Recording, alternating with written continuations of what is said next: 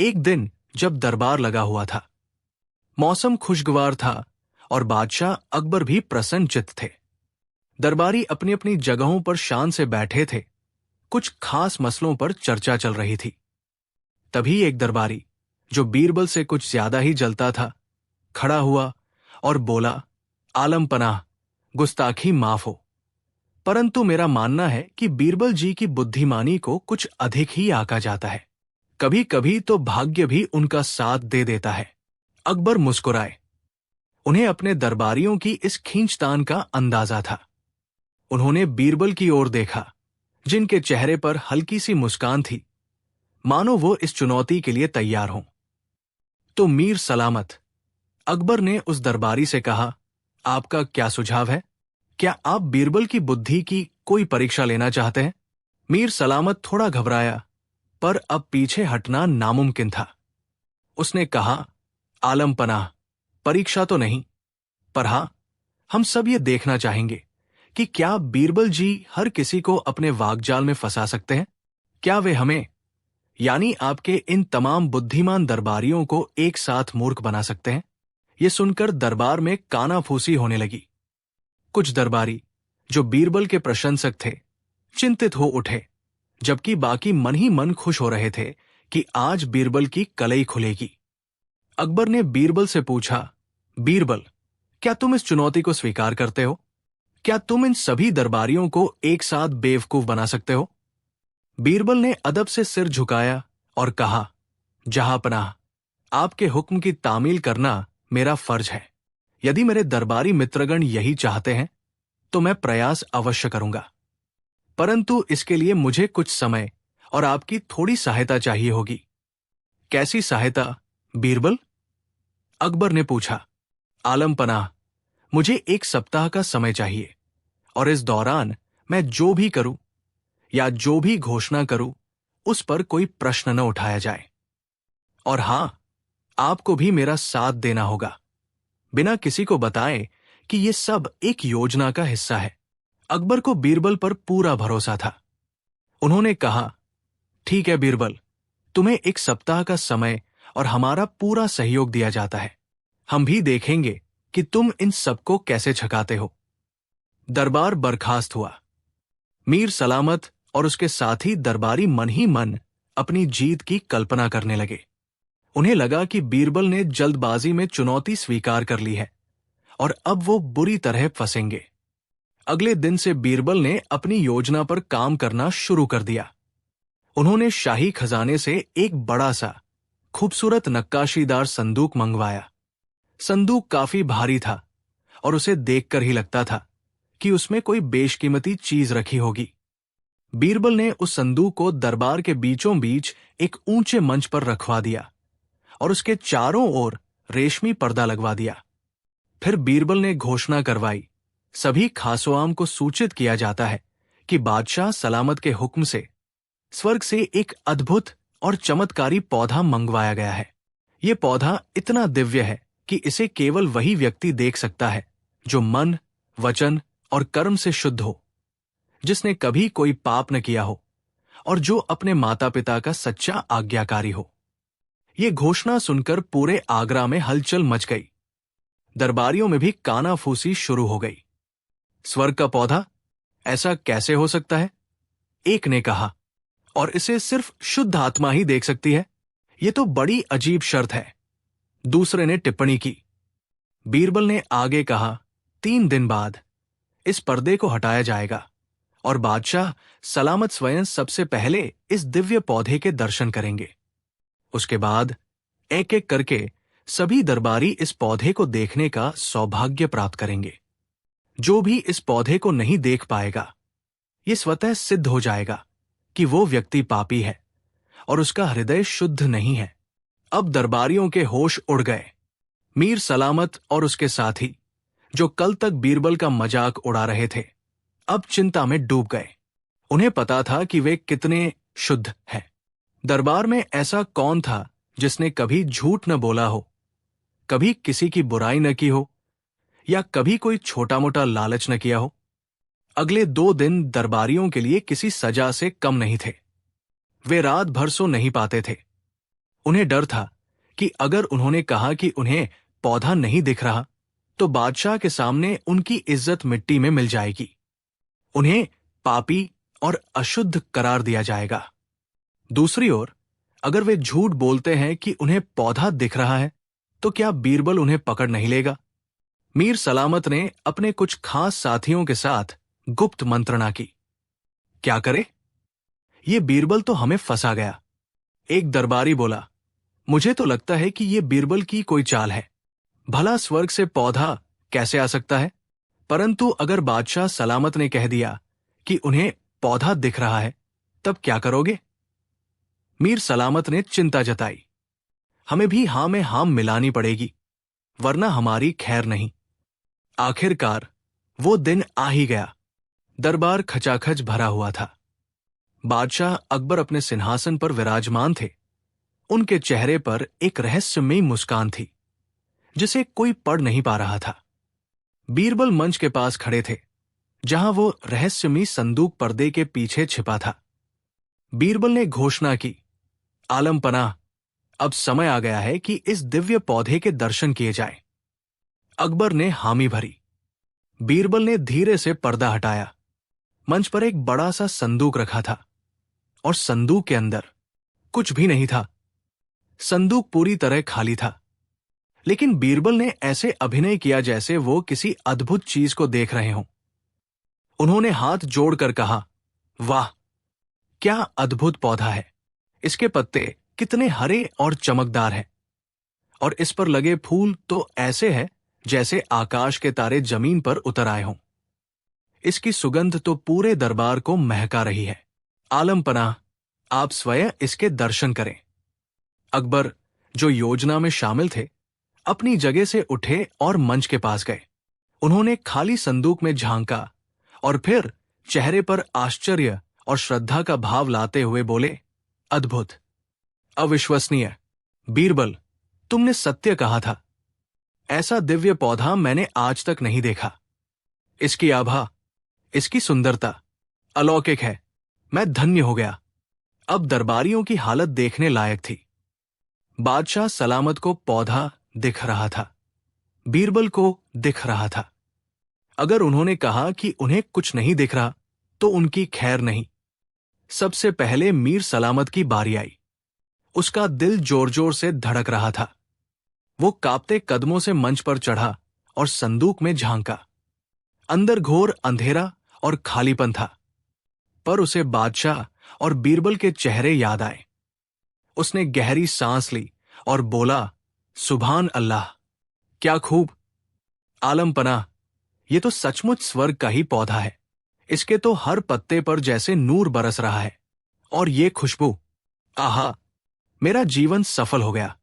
इसके बाद एक एक करके सभी दरबारी मंच पर चढ़ने लगे। हर कोई खाली संदूक में झांकता और फिर पौधे की तारीफों के पुल बांधने लगता। इसके फूलों का रंग तो देखिए, कितना अनोखा है। ऐसा रंग तो मैंने कभी नहीं देखा, एक ने कहा। और इसकी डालियां कितनी करीने से सजी हुई है, जैसे किसी कलाकार ने इन्हें खुद तराशा हो। दूसरे ने जोड़ा, मुझे तो इसमें से हल्की हल्की दिव्य संगीत की ध्वनि भी सुनाई दे रही है। तीसरे ने अपनी कल्पना की उड़ान भरी। हर कोई एक दूसरे से बढ़ चढ़कर पौधे की काल्पनिक सुंदरता का बखान कर रहा था, ताकि कोई ये न समझ ले कि उसे पौधा नहीं दिख रहा और वो पापी है। कुछ तो इतने जोश में आ गए कि उन्होंने पौधे को छूने का और उसकी सुगंध को गहराई से महसूस करने का नाटक भी किया। बीरबल और अकबर मंद मंद मुस्कुरा रहे थे। वे देख रहे थे कि कैसे उनके चतुर दरबारी अपनी इज्जत बचाने के लिए एक सफेद झूठ को सच साबित करने में लगे हुए थे।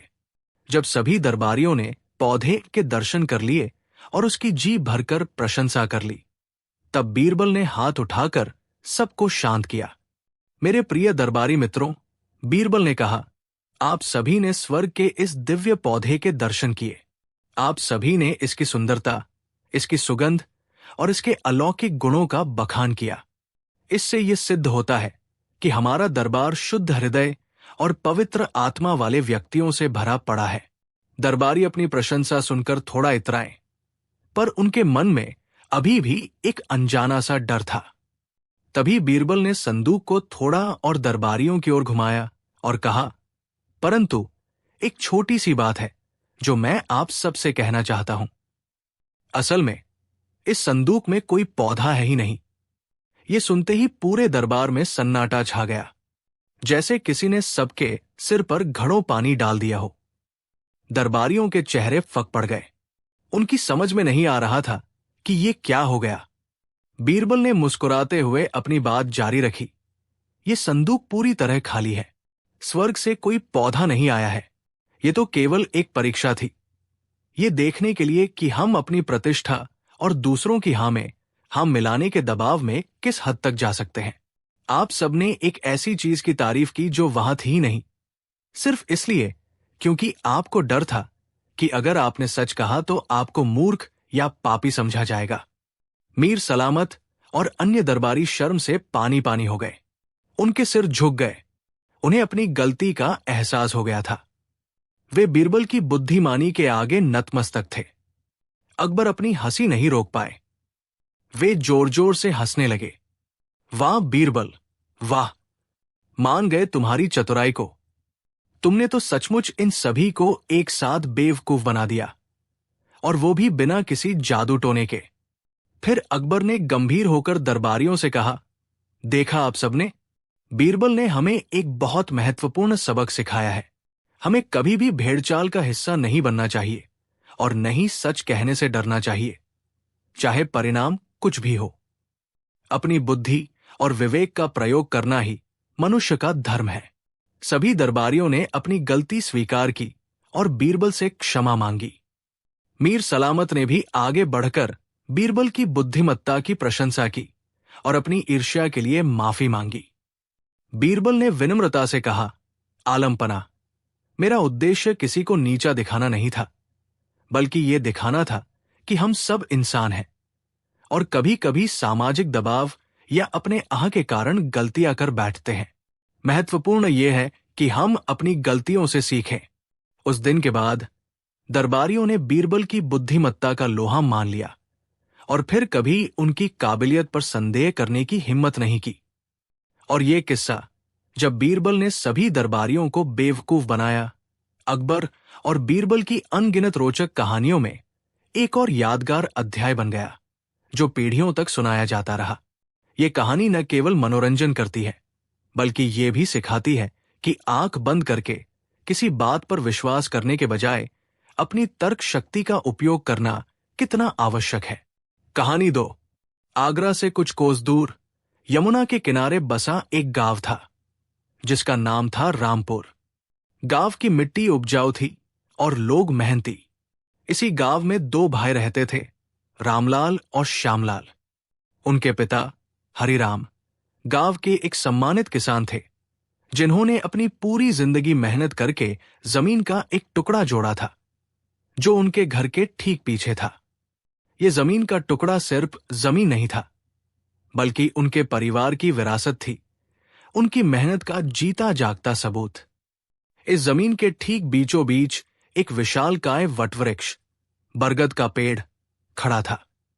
यह पेड़ इतना पुराना था कि गांव के बड़े बुजुर्ग भी कहते थे कि उन्होंने इसे हमेशा से ऐसा ही देखा है।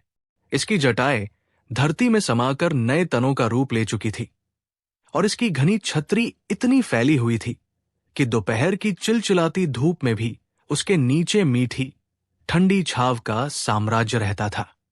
ये पेड़ सिर्फ एक पेड़ नहीं था, ये रामपुर गांव की आत्मा का एक हिस्सा था। बच्चे इसकी जटाओं से झूलते, राहगीर इसकी छाव में सुस्ताते और किसान अपनी फसल की बातें इसी के नीचे बैठकर करते। हरिराम के लिए तो ये पेड़ उनके तीसरे बेटे जैसा था। दोनों भाइयों के स्वभाव में जमीन आसमान का फर्क था। बड़ा भाई रामलाल स्वभाव से धूर्त, आलसी और लालची था। उसकी नजर हमेशा दूसरों की मेहनत के फल पर रहती थी। वो काम कम और बातें ज्यादा करता था। वहीं छोटा भाई श्यामलाल अपने पिता की परछाई था, सीधा, सरल, ईमानदार और मेहनती। वो धरती को अपनी मां समझता था और उसकी सेवा करने में ही अपना सुख देखता था। समय का पहिया घुमा और एक दिन हरिराम बीमार पड़ गए। जब उन्हें लगा कि उनका अंतिम समय निकट है, तो उन्होंने अपने दोनों बेटों को पास बुलाया। उनकी आंखों में आंसू थे।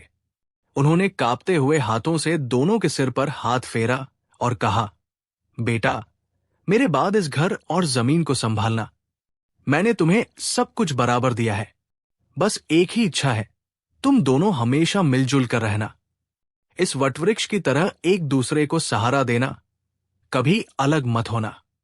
पिता के देहांत के बाद कुछ दिन तो सब ठीक चला, लेकिन रामलाल के मन में लालच का कीड़ा कुलबुलाने लगा था। वो जानता था कि अगर जमीन का सीधा सीधा बंटवारा हुआ तो उसे भी श्यामलाल की तरह ही खेत में हाड़तोड़ मेहनत करनी पड़ेगी, जो उसके बस की बात नहीं थी। वो आराम की जिंदगी चाहता था। एक दिन उसने श्यामलाल को अपने पास बुलाया और बड़े प्रेम से बोला, श्याम, देख, पिताजी तो हमें छोड़कर चले गए। अब घर की जिम्मेदारी हम दोनों पर है। तू तो जानता है मैं तुझसे बड़ा हूं और तेरी खुशी ही मेरी खुशी है। श्यामलाल अपने बड़े भाई का ये प्यार देखकर भावुक हो गया। हाँ भैया, आप जो कहेंगे मुझे मंजूर होगा। रामलाल ने अपनी चाल चली। तो सुनो, जमीन के बंटवारे को लेकर गांव में झगड़े होते हैं। मैं नहीं चाहता कि हमारे घर में ऐसा हो। हम एक अनोखा बंटवारा करते हैं जिससे हमारा प्यार बना रहे। ये जो पूरी जमीन है, ये आज से तेरी। तू इस पर हल चला, बीज बो, फसल उगा। मैं इसमें कोई हिस्सा नहीं लूंगा। श्यामलाल हैरान रह गया। भैया, ये आप क्या कह रहे हैं? पिताजी की जमीन पर हम दोनों का बराबर का हक है।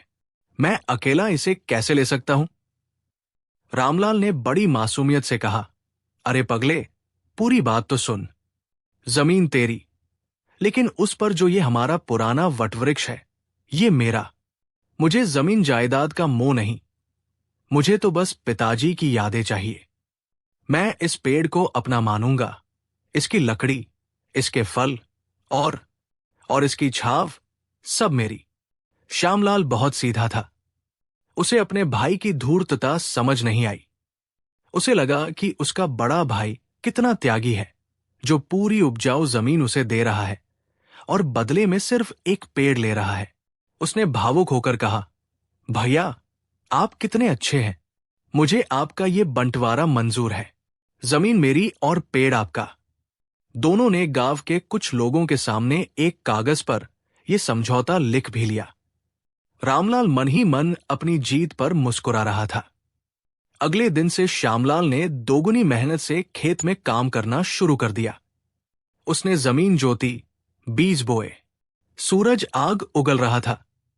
पसीने से लथपथ होकर जब वो कुछ पल सुस्ताने के लिए पेड़ की ठंडी छाव की ओर बढ़ा, तो वहां रामलाल अपने कुछ आलसी दोस्तों के साथ चौपाल लगाए बैठा था। ए श्याम, कहाँ आ रहा है? रामलाल ने उसे रोकते हुए कहा। श्यामलाल ने कहा, भैया, बस 2 घड़ी आराम कर लूं। धूप बहुत तेज है। रामलाल हंसकर बोला, धूप तेज है तो घर जा। ये छाव मेरी है। समझौते में साफ साफ लिखा है पेड़ और उसकी छाव मेरे। तुम मेरी संपत्ति का उपयोग नहीं कर सकते। श्यामलाल के पैरों तले जमीन खिसक गई। उसे पहली बार अपने भाई की चाल का एहसास हुआ। उसने गिड़गिड़ाते हुए कहा, भैया, ये क्या मजाक है? छाव कोई संपत्ति कैसे हो सकती है? मैं आपका छोटा भाई हूं। भाईचारे की बात तब करनी थी जब समझौता हो रहा था। अब तो जो कागज पर लिखा है वही कानून है। चलो हटो यहां से और मेरे आराम में टलल मत डालो। रामलाल ने बेरुठी से जवाब दिया। उस दिन के बाद से श्यामलाल का जीवन नरक बन गया। वो सुबह से शाम तक जलती धूप में काम करता। जब उसके हल चलाते हुए बैल थक जाते तो वो उन्हें छाव में नहीं ले जा सकता था। जब उसकी बोई फसल को थोड़ी छाव की जरूरत होती तो रामलाल उसे वहां से भगा देता। रामलाल चुत दिन भर पेड़ के नीचे खाट डालकर लेटा रहता, हुक्का पीता और अपने दोस्तों के साथ गपशप करता। वो श्यामलाल को मेहनत करते देख उस पर ताने कसता। श्यामलाल की फसल आधी अधूरी ही उगती। उसके जानवर बीमार पड़ने लगे। उसकी आंखों के नीचे काले गड्ढे पड़ गए। उसने कई बार गांव की पंचायत में गुहार लगाई। सरपंच और पंचों ने रामलाल को समझाने की बहुत कोशिश की। सरपंच ने कहा, रामलाल, ये तुम अधर्म कर रहे हो। छाव पर किसी का अधिकार नहीं होता, ये कुदरत की देन है। रामलाल ने अकड़कर वो समझौता पत्र दिखा दिया। सरपंच जी, मैं कानून से चल रहा हूं। श्यामलाल ने खुद इस पर दस्तखत किए हैं। अगर ये छाव मेरी नहीं है तो क्या ये जमीन इसकी है? या तो पूरा समझौता मानो या पूरा तोड़ो। पंचायत के पास कोई जवाब नहीं था। समझौता तो हुआ था और श्यामलाल ने उसे माना भी था। वे कानून के खिलाफ नहीं जा सकते थे। हताश होकर श्यामलाल घर लौट आया। एक दिन जब वो अपनी सूखती फसल को देखकर रो रहा था, गांव के एक बुजुर्ग ने उसके कंधे पर हाथ रखा। बेटा, रोने से कुछ नहीं होगा। सुना है बादशाह अकबर के दरबार में उनका वजीर बीरबल बड़ा बुद्धिमान और न्यायप्रिय है। वो असंभव को भी संभव कर देता है। तुम अपनी फरियाद लेकर आगरा क्यों नहीं जाते? शायद वही कोई रास्ता निकाले। श्यामलाल की आंखों में उम्मीद की एक किरण जागी। उसने अपनी पत्नी से बात की, थोड़ा बहुत जो पैसा था उसे लिया और अगले ही दिन आगरा के लिए निकल पड़ा। कई दिनों की पैदल यात्रा के बाद थकाहारा श्यामलाल आगरा पहुंचा। शाही दरबार की भव्यता देखकर उसकी आंखें चौंधिया गई। बड़ी हिम्मत करके उसने पहरेदारों से अपनी फरियाद सुनाने की अनुमति मांगी। उसकी दयनीय हालत देखकर उसे दीवान आम में प्रवेश मिल गया। अकबर अपने सिंहासन पर विराजमान थे। उनके नवरत्न अपनी अपनी जगहों पर बैठे थे। दरबार खचाखच भरा था। श्यामलाल ने कांपते हुए बादशाह को सलाम किया और अपनी पूरी कहानी शुरू से आखिर तक बिना किसी लागल पेट के सुना दी। उसने बताया कि कैसे उसके भाई ने धोखे से उससे उसकी छाव छीन ली।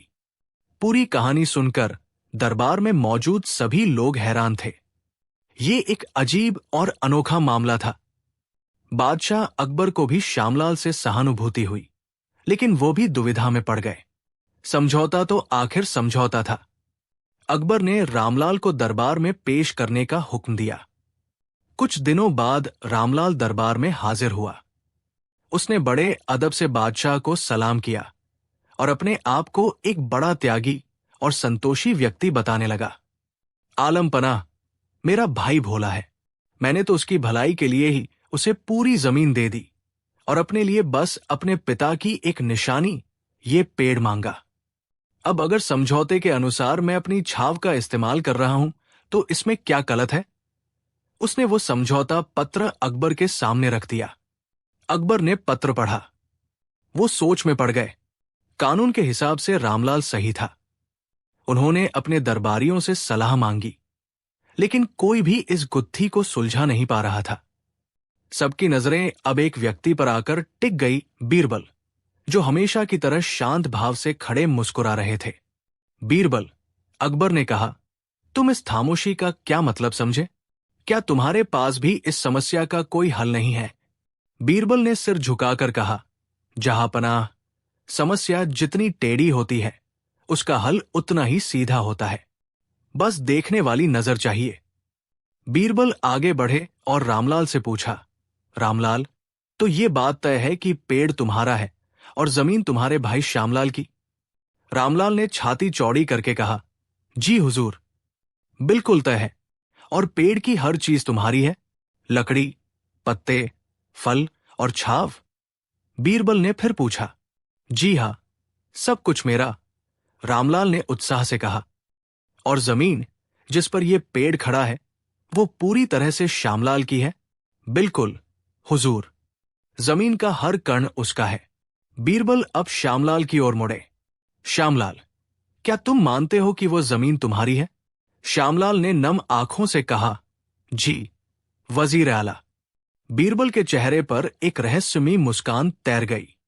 उन्होंने श्यामलाल से कहा, तो फिर इसमें समस्या क्या है? जमीन तुम्हारी है, तुम उसके मालिक हो।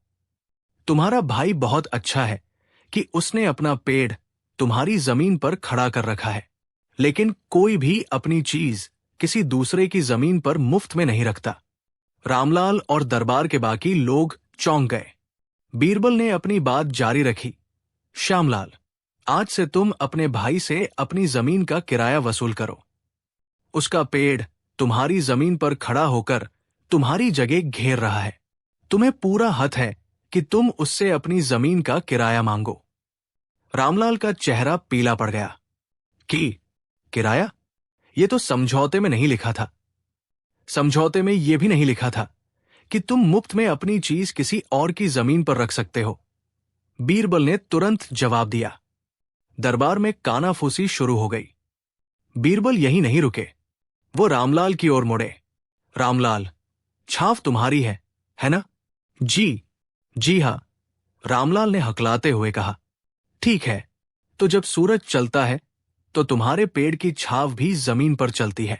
इसका मतलब है कि तुम्हारी संपत्ति, छाव, दिन भर तुम्हारे भाई की संपत्ति जमीन पर घूमती रहती है, उसे ढकती है। तुम्हें इसका भी किराया देना होगा। एक किराया पेड़ खड़ा करने का और दूसरा किराया तुम्हारी छाव द्वारा जमीन इस्तेमाल करने का। अब तो रामलाल के होश उड़ गए। उसे समझ आ गया था कि वो बुरी तरह फंस चुका है, लेकिन बीरबल का अंतिम दाव अभी बाकी था। उन्होंने श्यामलाल से कहा, श्यामलाल, एक बात और, जमीन तुम्हारी है तो उस पर मौजूद पानी भी तुम्हारा है। तुम्हें अपनी जमीन को सींचने का पूरा हक है। मैं तुम्हें सलाह देता हूं कि तुम दिन में 4-5 बार उस जगह पर खूब पानी डाला करो जहां तुम्हारे भाई का पेड़ खड़ा है। आखिरकार तुम तो अपनी जमीन सींच रहे हो। अब अगर तुम्हारी जमीन सींचते वक्त तुम्हारे भाई के पेड़ की जड़ें गीली होती है या तुम्हारा भाई जो अपनी छाव में बैठा है वो भीग जाता है, तो इसमें तुम्हारी कोई गलती नहीं है। ये सुनते ही पूरे दरबार में ठहाकों का शोर गूंज उठा।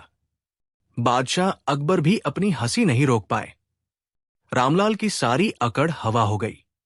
वो कल्पना करने लगा कि वो कैसे दिन भर भीगता हुआ अपनी छाव में बैठेगा और ऊपर से किराया भी देगा। उसे अपनी मूर्खता और धूर्तता का पूरा एहसास हो गया। वो दौड़कर बीरबल के कदमों में गिर पड़ा। मुझे माफ कर दीजिए हुजूर, मैं लालच में अंधा हो गया था। मैंने अपने छोटे भाई पर बहुत जुल्म किया। फिर वो अकबर के सिंहासन के सामने गया और रोते हुए बोला, आलम पनाह, मुझसे भूल हुई। मुझे कोई किराया नहीं चाहिए, मुझे कोई छाव नहीं चाहिए। ये पेड़ और ये जमीन सब हम दोनों भाइयों का है। हम इसे मिलकर जोतेंगे और मिल बांट कर खाएंगे, जैसा हमारे पिताजी चाहते थे। श्यामलाल की आंखों में भी आंसू थे, लेकिन ये चुशी के आंसू थे। वो दौड़ा और अपने बड़े भाई को गले लगा लिया। बादशाह अकबर बीरबल की बुद्धिमानी से अत्यंत प्रसन्न हुए। उन्होंने श्यामलाल को इनाम दिया और रामलाल को चेतावनी दी कि भविष्य में वो ऐसी हरकत न करे। उन्होंने कहा, न्याय सिर्फ लिखे हुए शब्दों में नहीं, उसकी भावना में होता है। बीरबल ने आज ये साबित कर दिया। दोनों भाई खुशी खुशी अपने गांव लौट गए। उस दिन के बाद से वो वटवृक्ष फिर से दोनों भाइयों के प्यार का प्रतीक बन गया। उसकी छाव अब किसी एक की नहीं, बल्कि सबकी थी। धूप में मेहनत करने के बाद दोनों भाई उसी छाव में बैठकर साथ में रोटी खाते और अपने भविष्य के सपने बुनते। और आगरा के गलियारों में ये कहानी अमर हो गई कि कैसे बीरबल ने आधा सूरज और आधी छाव के झगड़े को अपनी बुद्धि से सुलझाकर दो बिछड़े हुए भाइयों को फिर से एक कर दिया था। कहानी 3। बात उन दिनों की है जब हिंदुस्तान की सरजमी पर शहंशाह जलालुद्दीन मोहम्मद अकबर का परचम लहराता था। उनकी राजधानी आगरा उस दौर की सबसे भव्य और समृद्ध नगरियों में से एक थी। यमुना नदी के किनारे बसा ये शहर मुगल सल्तनत के दिल की तरह धड़कता था। हर सुबह जब सूरज की पहली किरणें ताज के संगमरमरी गुंबदों को चूमती, तो लगता मानो आसमान खुद धरती के इस स्वर्ग को सलाम कर रहा हो। शहंशाह अकबर का दरबार ताज अपनी शानो शौकत के लिए पूरी दुनिया में मशहूर था। ऊंचे ऊंचे संगमरमरी स्तंभ जिन पर महीन नक्काशी की गई थी, छत को थामे हुए थे। फर्श पर ईरान से लाए गए बेशकीमती कालीन बिछे थे और दीवारों पर सोने और जवाहरात की जराई का काम देखकर आंखें चौंधिया जाती थी। इसी दरबार में बैठते थे अकबर के 9 अनमोल रत्न, नवरत्न, जो अपने अपने क्षेत्र के माहिर थे। लेकिन इन सब में बीरबल का स्थान सबसे अलग, सबसे ऊंचा था। बीरबल केवल एक मंत्री नहीं, बल्कि शहंशाह के दोस्त, सलाहकार और एक ऐसे हाजिर जवाब इंसान थे जिनकी बुद्धि का लोहा पूरी सल्तनत मानती थी। एक रोज की बात है, दोपहर का वक्त था। दरबार की कार्यवाही लगभग खत्म हो चुकी थी।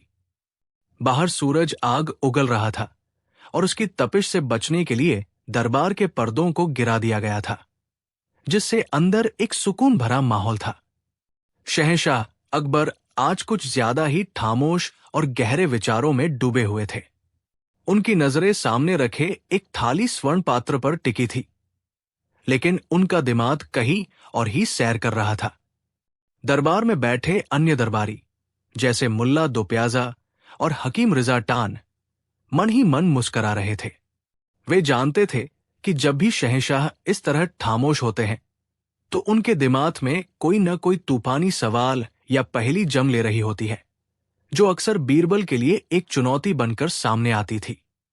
वे सब इसी पल का इंतजार कर रहे थे कि कब शहंशाह अपनी पहेली पेश करें और कब बीरबल उसमें उलझे। अचानक अकबर ने अपनी खामोशी तोड़ी। उनकी गहरी और दमदार आवाज पूरे दरबार में गूंज उठी। बीरबल! बीरबल, जो एक कोने में शांत खड़े थे, तुरंत आगे आए और अदब से सिर झुकाकर बोले, जी जहांपना, हुक्म कीजिए। अकबर ने अपनी तीक्ष्ण नजरों से बीरबल को देखा और एक रहस्यमयी मुस्कान के साथ कहा, बीरबल, हम तुम्हारी अक्लमंदी के ठायल हैं। तुम कहते हो कि दुनिया में ऐसा कोई काम नहीं जो कोशिश करने पर न हो सके। आज हम तुम्हारी इसी अक्लमंदी की परीक्षा लेना चाहते हैं। दरबारियों के कान खड़े हो गए। मुल्ला दोप्याजा ने अपनी दाढ़ी पर हाथ फेरते हुए अपने बगल में बैठे अमीर को कोहनी मारी, जैसे कह रहे हो, अब आएगा मजा। बीरबल ने सहजता से उत्तर दिया, जहांपनाह, ये आपका बड़प्पन है। मैं तो आपका एक अदना सा सेवक हूं। आप बस हुक्म दीजिए, मैं अपनी पूरी कोशिश करूंगा। अकबर अपनी गद्दी से थोड़ा आगे की ओर झुके और बोले, हमें प्यास लगी है बीरबल, और हम पानी पीना चाहते हैं। ये सुनकर सभी दरबारी हैरान रह गए। ये कैसी परीक्षा थी? पानी लाना तो एक खिदमतगार का काम है। हकीम रिजा खान ने फौरन एक सेवक को इशारा किया कि वो शहंशाह के लिए सोने के सुराही से पानी पेश करे, लेकिन अकबर ने हाथ उठाकर उसे रोक दिया। उन्होंने कहा, ठहरो, हमें कोई आम पानी नहीं चाहिए। हमें एक ऐसा पानी चाहिए जो न यहां का हो न वहां का। ये सुनते ही पूरे दरबार में सन्नाटा छा गया। न यहां का न वहां का, इसका क्या मतलब हुआ? यहां का मतलब इस धरती का, कुएं, नदी, तालाब या झरने का, और वहां का मतलब यानी आसमान का, बारिश या ओस का। तो फिर ऐसा कौन सा पानी हो सकता है जो इन दोनों जगहों का न हो? दरबारी एक दूसरे का मुंह ताकने लगे। उनके चेहरों पर उलझन साफ दिखाई दे रही थी। मुल्ला दोप्याजा के दिमाग में आया कि शायद शहंशाह गंगा जल या आबे ज़्वज़म जैसे किसी पवित्र जल की बात कर रहे हैं, जो आम जगहों पर नहीं मिलता। उन्होंने आगे बढ़कर कहा, आलम पनाह, गुस्ताखी माफ हो, पर क्या आपका इशारा किसी पाक नदी के जल की ओर है? अकबर ने ना में सिर हिला दिया। नहीं मुल्ला जी, नदी का पानी तो यहीं यानी धरती का ही हुआ। एक और दरबारी ने हिम्मत करके कहा, शायद जहांपनाह बारिश के पानी की बात कर रहे हैं, जो सीधा आसमान से आता है। नहीं, अकबर ने तुरंत जवाब दिया, वो पानी तो वहां का यानी आसमान का हो गया। हमें तो ऐसा पानी चाहिए जो न यहां का हो न वहां का। अब तो दरबारियों के हाथ पांव फूल गए। ये एक ऐसी पहेली थी जिसका कोई सिर पैर समझ नहीं आ रहा था। सबकी नजरें अब बीरबल पर टिक गई, जो अभी भी शांत और अविचलित खड़े थे। उनके चेहरे पर न तो कोई घबराहट थी, न ही कोई उलझन, बस एक हल्की सी मुस्कान थी, जैसे वे शहंशाह के सवाल का मर्म समझ गए हों। हकीम रिजा टान, जो बीरबल से जलते थे, तंज कसते हुए बोले, लगता है आज राजा बीरबल की अत्ल की घोड़ी भी थक गई है। जहां पनाह ने ऐसा सवाल जो पूछ लिया है, जिसका जवाब कायनात में मौजूद ही नहीं है। अकबर ने बीरबल की ओर देखा और पूछा, क्यों बीरबल, क्या कहते हो? क्या तुम हमारी ये ख्वाहिश पूरी कर सकते हो, या आज अपनी हार स्वीकार करते हो? बीरबल ने सिर झुकाकर कहा, जहां पनाह, आपने जो हुक्म दिया है वो थोड़ा मुश्किल जरूर है, पर नामुमकिन नहीं। मुझे बस कुछ मोहलत चाहिए। क्या आप मुझे 7 दिन का समय दे सकते हैं? अकबर मुस्कुराए। ठीक है बीरबल, हमने तुम्हें 7 दिन का समय दिया। 7वें दिन इसी दरबार में तुम्हें वो पानी पेश करना होगा। अगर तुम नाकाम रहे तो तुम्हें मानना होगा कि दुनिया में कुछ सवाल ऐसे भी हैं जिनका जवाब बीरबल के पास भी नहीं होता। जो हुक्म, जहां पनाह कहकर बीरबल ने अदब से सलाम किया और दरबार से बाहर चले गए। उनके जाने के बाद दरबार में कानाफूसी का दौर शुरू हो गया। दरबारी शर्त लगाने लगे कि बीरबल इस बार जरूर हारेंगे। मुल्ला दोप्याजा और उनके साथी तो इतने खुश थे मानो उन्होंने कोई जंग जीत ली हो। वे रोज शाम को बैठकर यही चर्चा करते कि 7वें दिन बीरबल का सिर कैसे शर्म से झुका होगा। उधर बीरबल अपने घर पहुंचे और रोज की तरह अपने कामों में लग गए। उन्होंने इस पहेली को लेकर कोई खास बेचैनी नहीं दिखाई। वे बगीचे में टहलते, किताबें पढ़ते और अपने परिवार के साथ वक्त बिताते। उनकी पत्नी ने जब उनसे इस बारे में पूछा तो वे बस मुस्कुरा दिए और कहा, सब्र करो बेगम, हर ताले के लिए कोई न कोई चाबी बनी ही होती है। 6 दिन बीत गए। पूरे आगरा में ये मबर आग की तरह फैल चुकी थी कि शहंशाह ने बीरबल से एक असंभव चीज मांग ली है।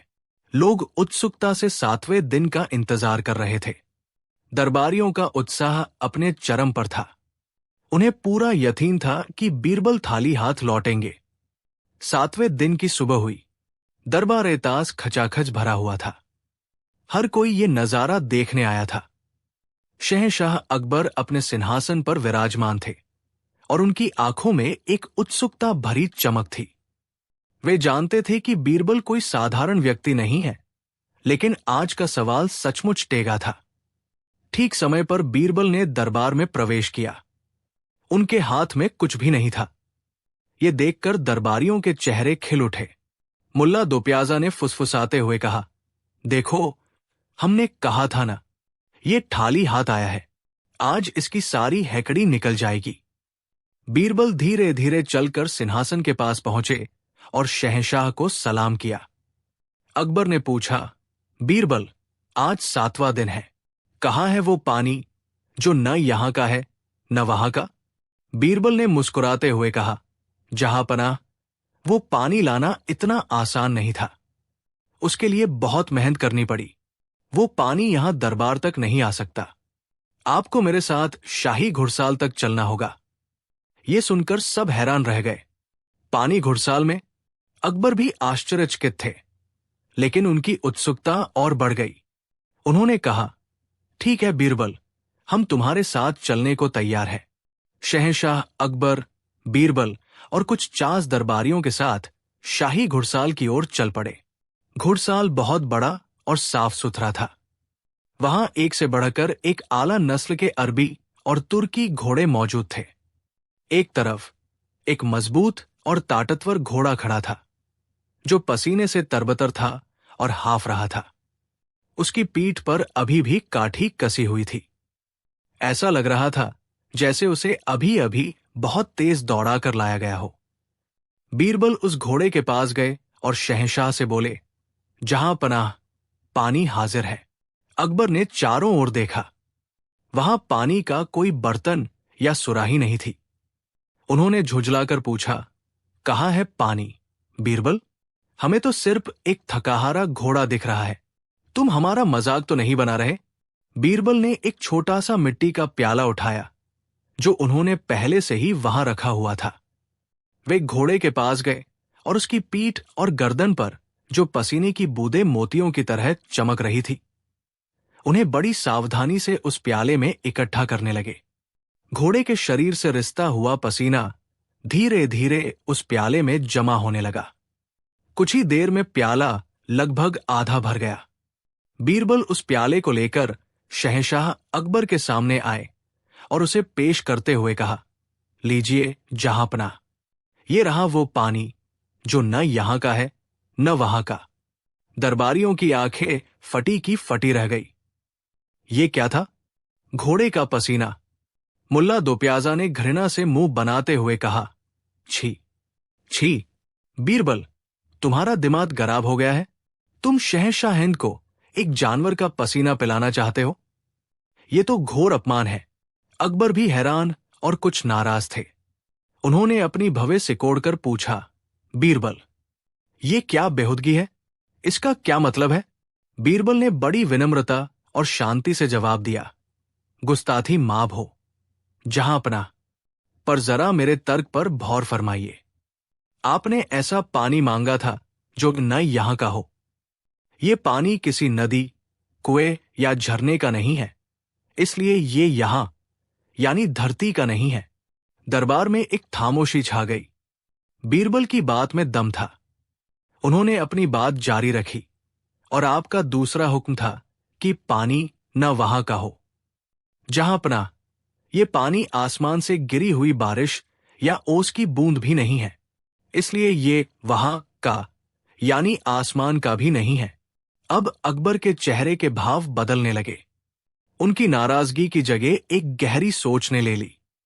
बीरबल ने अपनी बात को अंतिम रूप देते हुए कहा, आलम पनाह, ये पानी है मेहनत का पसीना। ये इस घोड़े के शरीर से तब निकला है जब इसने अथक परिश्रम किया है। ये न तो धरती से पैदा हुआ, न ही आसमान से बरसा। ये तो श्रम और जीवंत काया के संगम से उत्पन्न हुआ है।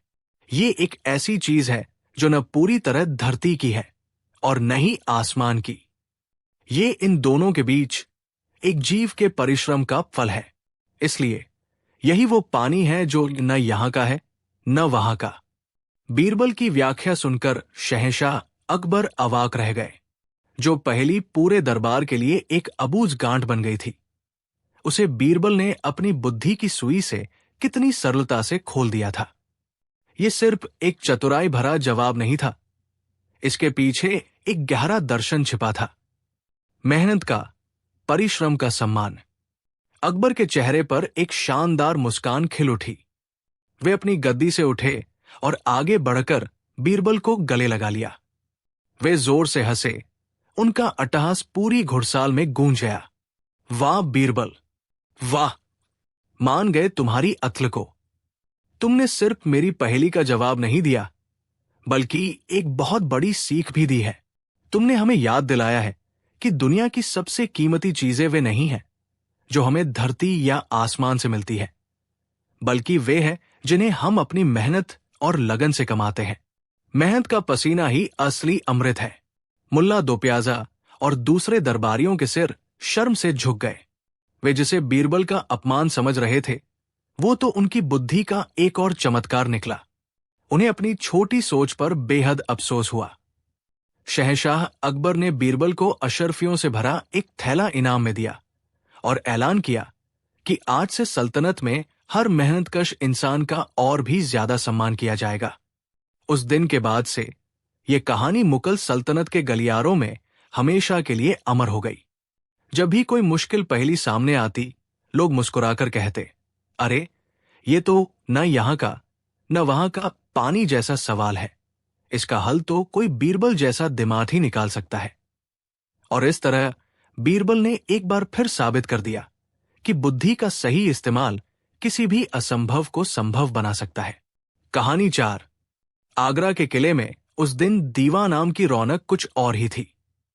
शहंशाह जलालुद्दीन मोहम्मद अकबर अपने भव्य तख्त पर विराजमान थे और उनके चेहरे पर एक विशेष तेज था।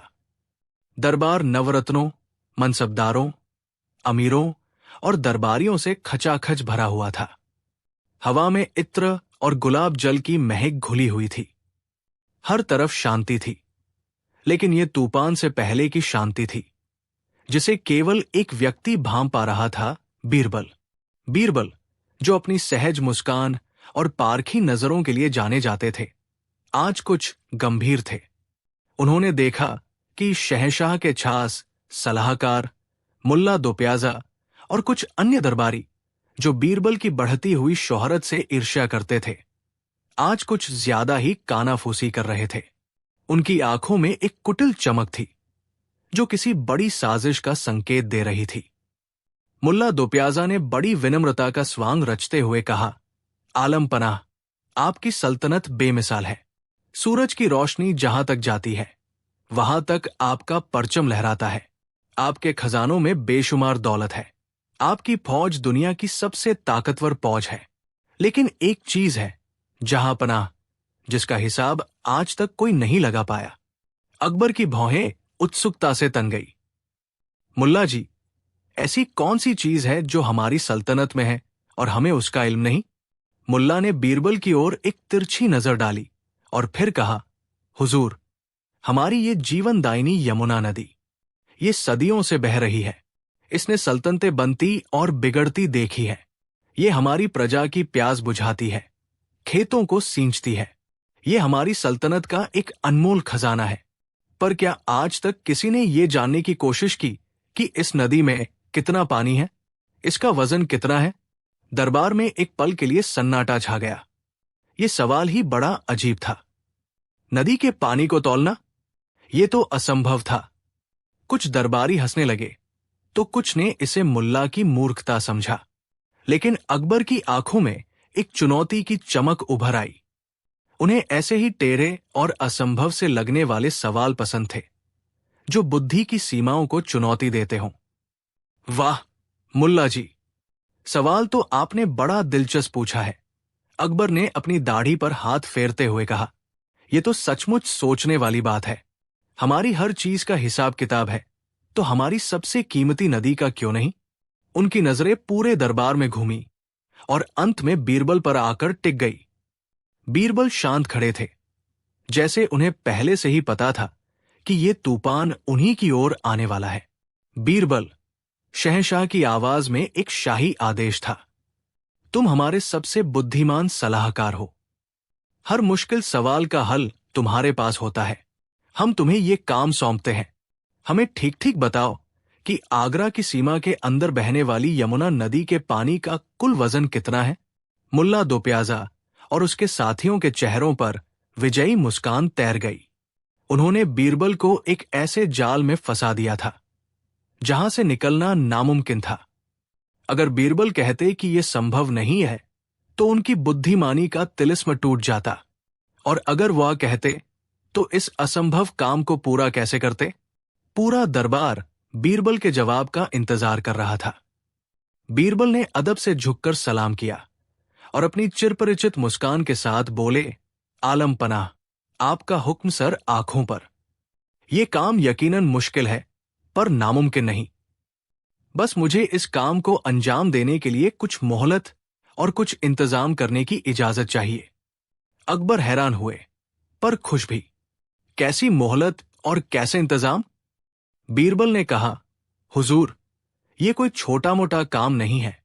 नदी का वजन करना है, कोई बोरी भर अनाज नहीं। मुझे 1 हफ्ते का समय चाहिए, ताकि मैं पूरी तैयारी कर सकूं। और मुझे शाही खजांची को यह आदेश दिलवाना होगा कि मेरे काम के लिए जितने भी धन और संसाधनों की जरूरत पड़े, वो बिना किसी सवाल के मुहैया कराए जाएं। मुल्ला दो प्याजा ने तुरंत टोका, 1 हफ्ता? और शाही खजाना भी? हुजूर, ये तो साफ बहाना है। ये बस समय बर्बाद करेंगे और शाही खजाने पर बोझ डालेंगे। अंत में हाथ खड़े कर देंगे। अकबर ने मुल्ला को हाथ के इशारे से चुप कराया। नहीं, हमें बीरबल पर पूरा भरोसा है। बीरबल, तुम्हें 1 हफ्ते की मोहलत और शाही खजाने से पूरी मदद दी जाती है। पर याद रहे, 1 हफ्ते बाद इसी दरबार में तुम्हें यमुना का सही वजन बताना होगा। अगर तुम नाकाम रहे, तो तुम्हें अपने नवरत्न के पद से इस्तीफा देना होगा। शर्त बहुत बड़ी थी। बीरबल का पद उनकी इज्जत, सब कुछ दांव पर लग गया था। दरबारियों में फुसफुसाहट होने लगी। बीरबल ने शांति से सिर झुकाया। मंजूर है, जहां पनाह। अगले 7 दिन आगरा में अजीब गहमागमी रही। बीरबल हर सुबह यमुना के किनारे पहुंच जाते। वो घंटों तक नदी की धारा को देखते, मल्लाहों से बातें करते, किनारे पर खेलने वाले बच्चों को देखते और कुछ सोचते रहते। किसी को समझ नहीं आ रहा था कि वो कर क्या रहे हैं। मुल्ला और उनके साथी उन पर नजर रखे हुए थे और हर शाम अकबर के कान भरते, देखिए हुजूर, हमने कहा था ना, ये आदमी बस घूम फिर कर समय बर्बाद कर रहा है, वो बस हमारी आंखों में धूल झोंक रहा है। बीरबल ने शाही कारीगरों को बुलवाया। उन्होंने एक बहुत बड़ी नाव लाने का हुक्म दिया। फिर उन्होंने शाही हाथियों में से सबसे विशाल और भारी हाथी गजराज को लाने के लिए कहा। लोगों को लगा कि शायद बीरबल पागल हो गए हैं। नदी का वजन करने में हाथी और नाव का क्या काम? बीरबल ने कुछ मल्लाहों को अपने साथ लिया और नाव को लेकर नदी के बीचों बीच गए। उन्होंने हाथी को उस बड़ी नाव पर चढ़ाने का हुक्म दिया। ये एक खतरनाक काम था। कई घंटों की मशक्कत के बाद जब गजराज नाव पर चढ़ा तो नाव पानी में काफी नीचे धंस गई। बीरबल ने मल्लाहों से कहा कि जहां तक पानी नाव को छू रहा है वहां एक निशान लगा दे। उन्होंने लाल रंग से नाव के चारों ओर एक मोटी रेखा खिंचवा दी। इसके बाद उन्होंने हाथी को नाव से उतारने का आदेश दिया। जैसे ही हाथी उतरा, नाव वापस ऊपर उठ गई। अब बीरबल ने शाही खजांची को बुलवाया और कहा, इस नाव को सोने चांदी के सिक्कों, पत्थरों और अन्य भारी वस्तुओं से तब तक भरते जाओ जब तक ये वापस उसी लाल निशान तक न डूब जाए। शाही खजांची हैरान रह गया, लेकिन शहंशाह का हुक्म था। कई दिनों तक यही सिलसिला चलता रहा। नाव में सामान भरा जाता और मुल्ला के जासूस ये खबर अकबर तक पहुंचाते कि बीरबल शाही खजाना लुटा रहे हैं। अकबर का सब्र भी अब जवाब देने लगा था। आखिरकार 7वां दिन आ गया। पूरा दरबार एक बार फिर यमुना के किनारे जमा था। शहंशाह अकबर के लिए एक विशेष मंच बनाया गया था। हजारों की संख्या में आम जनता भी ये तमाशा देखने के लिए उमड़ पड़ी थी। सबकी नजरें बीरबल पर थी, जो शांत भाव से उस विशाल नाव के पास खड़े थे, जो कीमती सामान से लबालब भरी हुई थी। मुल्ला दोप्याजा ने अकबर के कान में फुसफुसाया, हुजूर, अब देखिए ये कैसे अपनी हार स्वीकार करता है। अकबर ने गंभीर स्वर में पूछा, बीरबल, तुम्हारी मोहलत खत्म हुई। क्या तुम हमें यमुना का वजन बताने के लिए तैयार हो? बीरबल ने सिर झुकाकर कहा, जी जहांपनाह, मैं पूरी तरह तैयार हूं। तो बताओ, कितना वजन है यमुना के पानी का? अकबर ने लगभग गरजते हुए पूछा। बीरबल मुस्कुराए और उस भरी हुई नाव की ओर इशारा करते हुए बोले, आलम पनाह, इस नाव में जितना भी सामान लदा है, ठीक उतना ही वजन यमुना नदी में मौजूद पानी का है। पूरे मजमे में एक पल को सन्नाटा छा गया। ये कैसा जवाब था? नाव का सामान और नदी का पानी, ये तो कोई तुक ही नहीं बना। मुल्ला दोप्याजा जोर से हंसा। हाँ, मैंने कहा था ना हुजूर, ये आदमी पागल हो गया है। नाव में लदे कुछ मन सामान का वजन पूरी यमुना नदी के बराबर कैसे हो सकता है? ये तो सरासर धोखा है। अकबर का चेहरा भी गुस्से से लाल हो गया। बीरबल, ये क्या मजाक है? साफ साफ समझाओ, वरना अंजाम अच्छा नहीं होगा। बीरबल ने बड़ी शांति से अपनी बात समझानी शुरू की। हुजूर, मजाक नहीं, ये विज्ञान है, तर्क है। कृपया मेरी बात को गौर से सुने। उन्होंने शहंशाह को उस दिन की याद दिलाई जब उन्होंने हाथी को नाव पर चढ़ाया था। आलम पनाह, जब हमने गजराज को इस नाव पर चढ़ाया तो उसके वजन से नाव पानी में एक खास स्तर तक डूब गई। हमने उस स्तर पर यह लाल निशान लगा दिया था। इसका अर्थ यह हुआ कि नाव ने अपने नीचे से ठीक उतने ही पानी को हटाया जितना गजराज का वजन था। यह प्रकृति का नियम है कि कोई भी वस्तु पानी में उतना ही स्थान घेरती है और पानी हटाती है जितना उसका स्वयं का वजन होता है। दरबार में बैठे कुछ विद्वान इस बात को समझने लगे थे। बीरबल ने आगे कहा, फिर हमने हाथी को उतार दिया और इस नाव में शाही खजाने से पत्थर, सिक्के और अन्य सामान तब तक भरवाया जब तक ये नाव वापस उसी लाल निशान तक नहीं डूब गई। इसका मतलब साफ है, जहां पनाह। इस नाव में लदे सामान का कुल वजन ठीक हमारे हाथी गजराज के वजन के बराबर है। अब अकबर और अन्य दरबारियों को बात थोड़ी थोड़ी समझ आने लगी थी, लेकिन अभी भी मुख्य सवाल का जवाब नहीं मिला था। एक दरबारी ने हिम्मत करके पूछा, लेकिन बीरबल, इससे पूरी यमुना नदी का वजन कैसे पता चला? ये तो सिर्फ हाथी के वजन के बराबर पानी का हिसाब हुआ। अब बीरबल ने अपना तुरुप का इक्का चला। वो मुस्कुराए और बोले, यही तो सारा रहस्य छुपा है हुजूर। मैंने आपसे आगरा की सीमा के अंदर बहने वाली यमुना का वजन बताने का वादा किया था। मैंने ये नहीं कहा था कि मैं पूरी नदी को किसी तराजू पर रख दूंगा। मैंने आपको ये तरीका बताया है कि पानी को कैसे तौला जा सकता है। अब अगर आप सचमुच पूरी यमुना का वजन जानना चाहते हैं तो बस एक छोटा सा काम और करना होगा। कैसा काम? अकबर ने उत्सुकता से पूछा। बीरबल ने मुल्ला दोप्याजा की ओर देखते हुए कहा, हुजूर, अपने सिपाहियों को हुक्म दे कि वे यमुना नदी के बहाव को आगरा की सीमा पर रोक दें।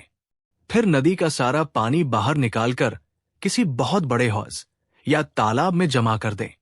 एक बार जब यमुना का तल खाली हो जाएगा तो हम उसे वापस इसी नाव से भर देंगे। हम देखते जाएंगे कि पूरी नदी को भरने में ये नाव कितनी बार भरती है। अगर मान लीजिए ये नाव 1,00,000 बार भरती है तो यमुना का कुल वजन इस नाव में लदे सामान के वजन का 1,00,000 गुना होगा। बीरबल की बात सुनकर वहां मौजूद हर व्यक्ति सन्न रह गया। मुल्ला दोप्याजा का मुंह खुला का खुला रह गया। बीरबल ने सवाल की असंभवता को ही उसका जवाब बना दिया था। उन्होंने न केवल ये बता दिया था कि पानी को कैसे तौला जा सकता है, बल्कि ये भी साबित कर दिया था कि पूरी नदी को तौलने का सवाल ही कितना बेतुका था। उन्होंने ये काम करने की जिम्मेदारी वापस सवाल पूछने वालों पर ही डाल दी थी। अचानक शहंशाह अकबर जोर जोर से हंसने लगे। उनकी हंसी की गूंज यमुना के किनारे तक फैल गई। वो अपनी गद्दी से उठे, नीचे आए और बीरबल को गले से लगा लिया। वाह बीरबल, वाह! मान गए तुम्हारी अक्ल को। तुमने न सिर्फ हमारे सवाल का जवाब दिया, बल्कि हमें एक बहुत बड़ा सबक भी सिखाया। तुमने साबित कर दिया कि बुद्धिमानी असंभव को संभव करने में नहीं, बल्कि उसकी सीमाओं को समझने और उसे सही तरीके से परिभाषित करने में है। उन्होंने मुल्ला दोप्याजा की ओर देखा, जिनका चेहरा शर्म से झुक गया था। और मुल्ला जी, उम्मीद है आपको भी आपका जवाब मिल गया होगा। अगर आपको अब भी यमुना का वजन जानना है तो आप कल से ही नदी को खाली करवाने का काम शुरू कर सकते हैं। ये सुनते ही पूरे मजमे में ठहाके गूंज उठे। मुल्ला दोप्याजा और उनके साथियों की ऐसी भदपिटी की वे किसी को मुंह दिखाने के लायक नहीं रहे। शहंशाह अकबर ने बीरबल को बेशकीमती तोहफों और अशर्फियों से लाद दिया। उनका नवरत्न का पद और सम्मान पहले से भी कहीं ज्यादा बढ़ गया। उस दिन के बाद आगरा में ये कहानी हर बच्चे की जुबान पर थी कि कैसे बीरबल ने अपनी चतुराई से पूरी यमुना नदी को तौल दिया था। यह कहानी सिर्फ एक मजेदार किस्सा नहीं थी, बल्कि इस बात का प्रमाण थी कि सबसे बड़ी से बड़ी और असंभव लगने वाली समस्या का हल भी तर्क, बुद्धि और एक अलग दृष्टिकोण से निकाला जा सकता है। कहानी 5। एक दिन दरबार अपने सामान्य कामकाज में व्यस्त था।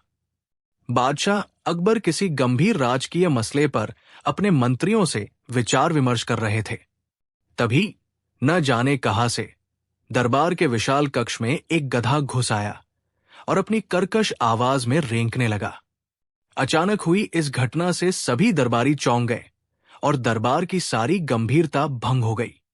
पहरेदार तुरंत हरकत में आए और बड़ी मुश्किल से उस गधे को हाकर बाहर निकाला। इस अप्रत्याशित घटना से बादशाह अकबर के माथे पर बल पड़ गए। उन्हें ये बात बिल्कुल अच्छी नहीं लगी कि उनके भव्य और अनुशासित दरबार में इस तरह की अव्यवस्था हो। उन्होंने नाराजगी भरे स्वर में कहा, "ये क्या बदतमीजी है? हमारे दरबार की सुरक्षा व्यवस्था इतनी लचर कैसे हो सकती है कि कोई गधा भी बेरोक-टोक अंदर चला आए? लगता है हमारे शहर में गधों की संख्या कुछ ज्यादा ही बढ़ गई है।" ये सुनकर मुल्ला दो प्याजा को एक शरारत सूझी। उन्हें लगा कि ये बीरबल को नीचा दिखाने का एक अच्छा मौका है। वे तुरंत खड़े हुए और बोले, "आलमपना, आपकी बात बिल्कुल सही है। शहर में गधों की संख्या वाकई बहुत बढ़ गई है। अगर आप इजाजत दें तो क्यों न शहर के सभी गधों की गिनती करवाई जाए? इससे हमें उनकी सही संख्या का पता चल जाएगा और हम उनके नियंत्रण के लिए कोई उपाय भी सोच सकेंगे।" बादशाह अकबर को यह विचार कुछ अजीब लगा, लेकिन उन्हें इसमें कोई बुराई भी नजर नहीं आई। उन्होंने कहा, "ठीक है मुल्ला जी, आपका सुझाव अच्छा है, लेकिन यह काम करेगा कौन?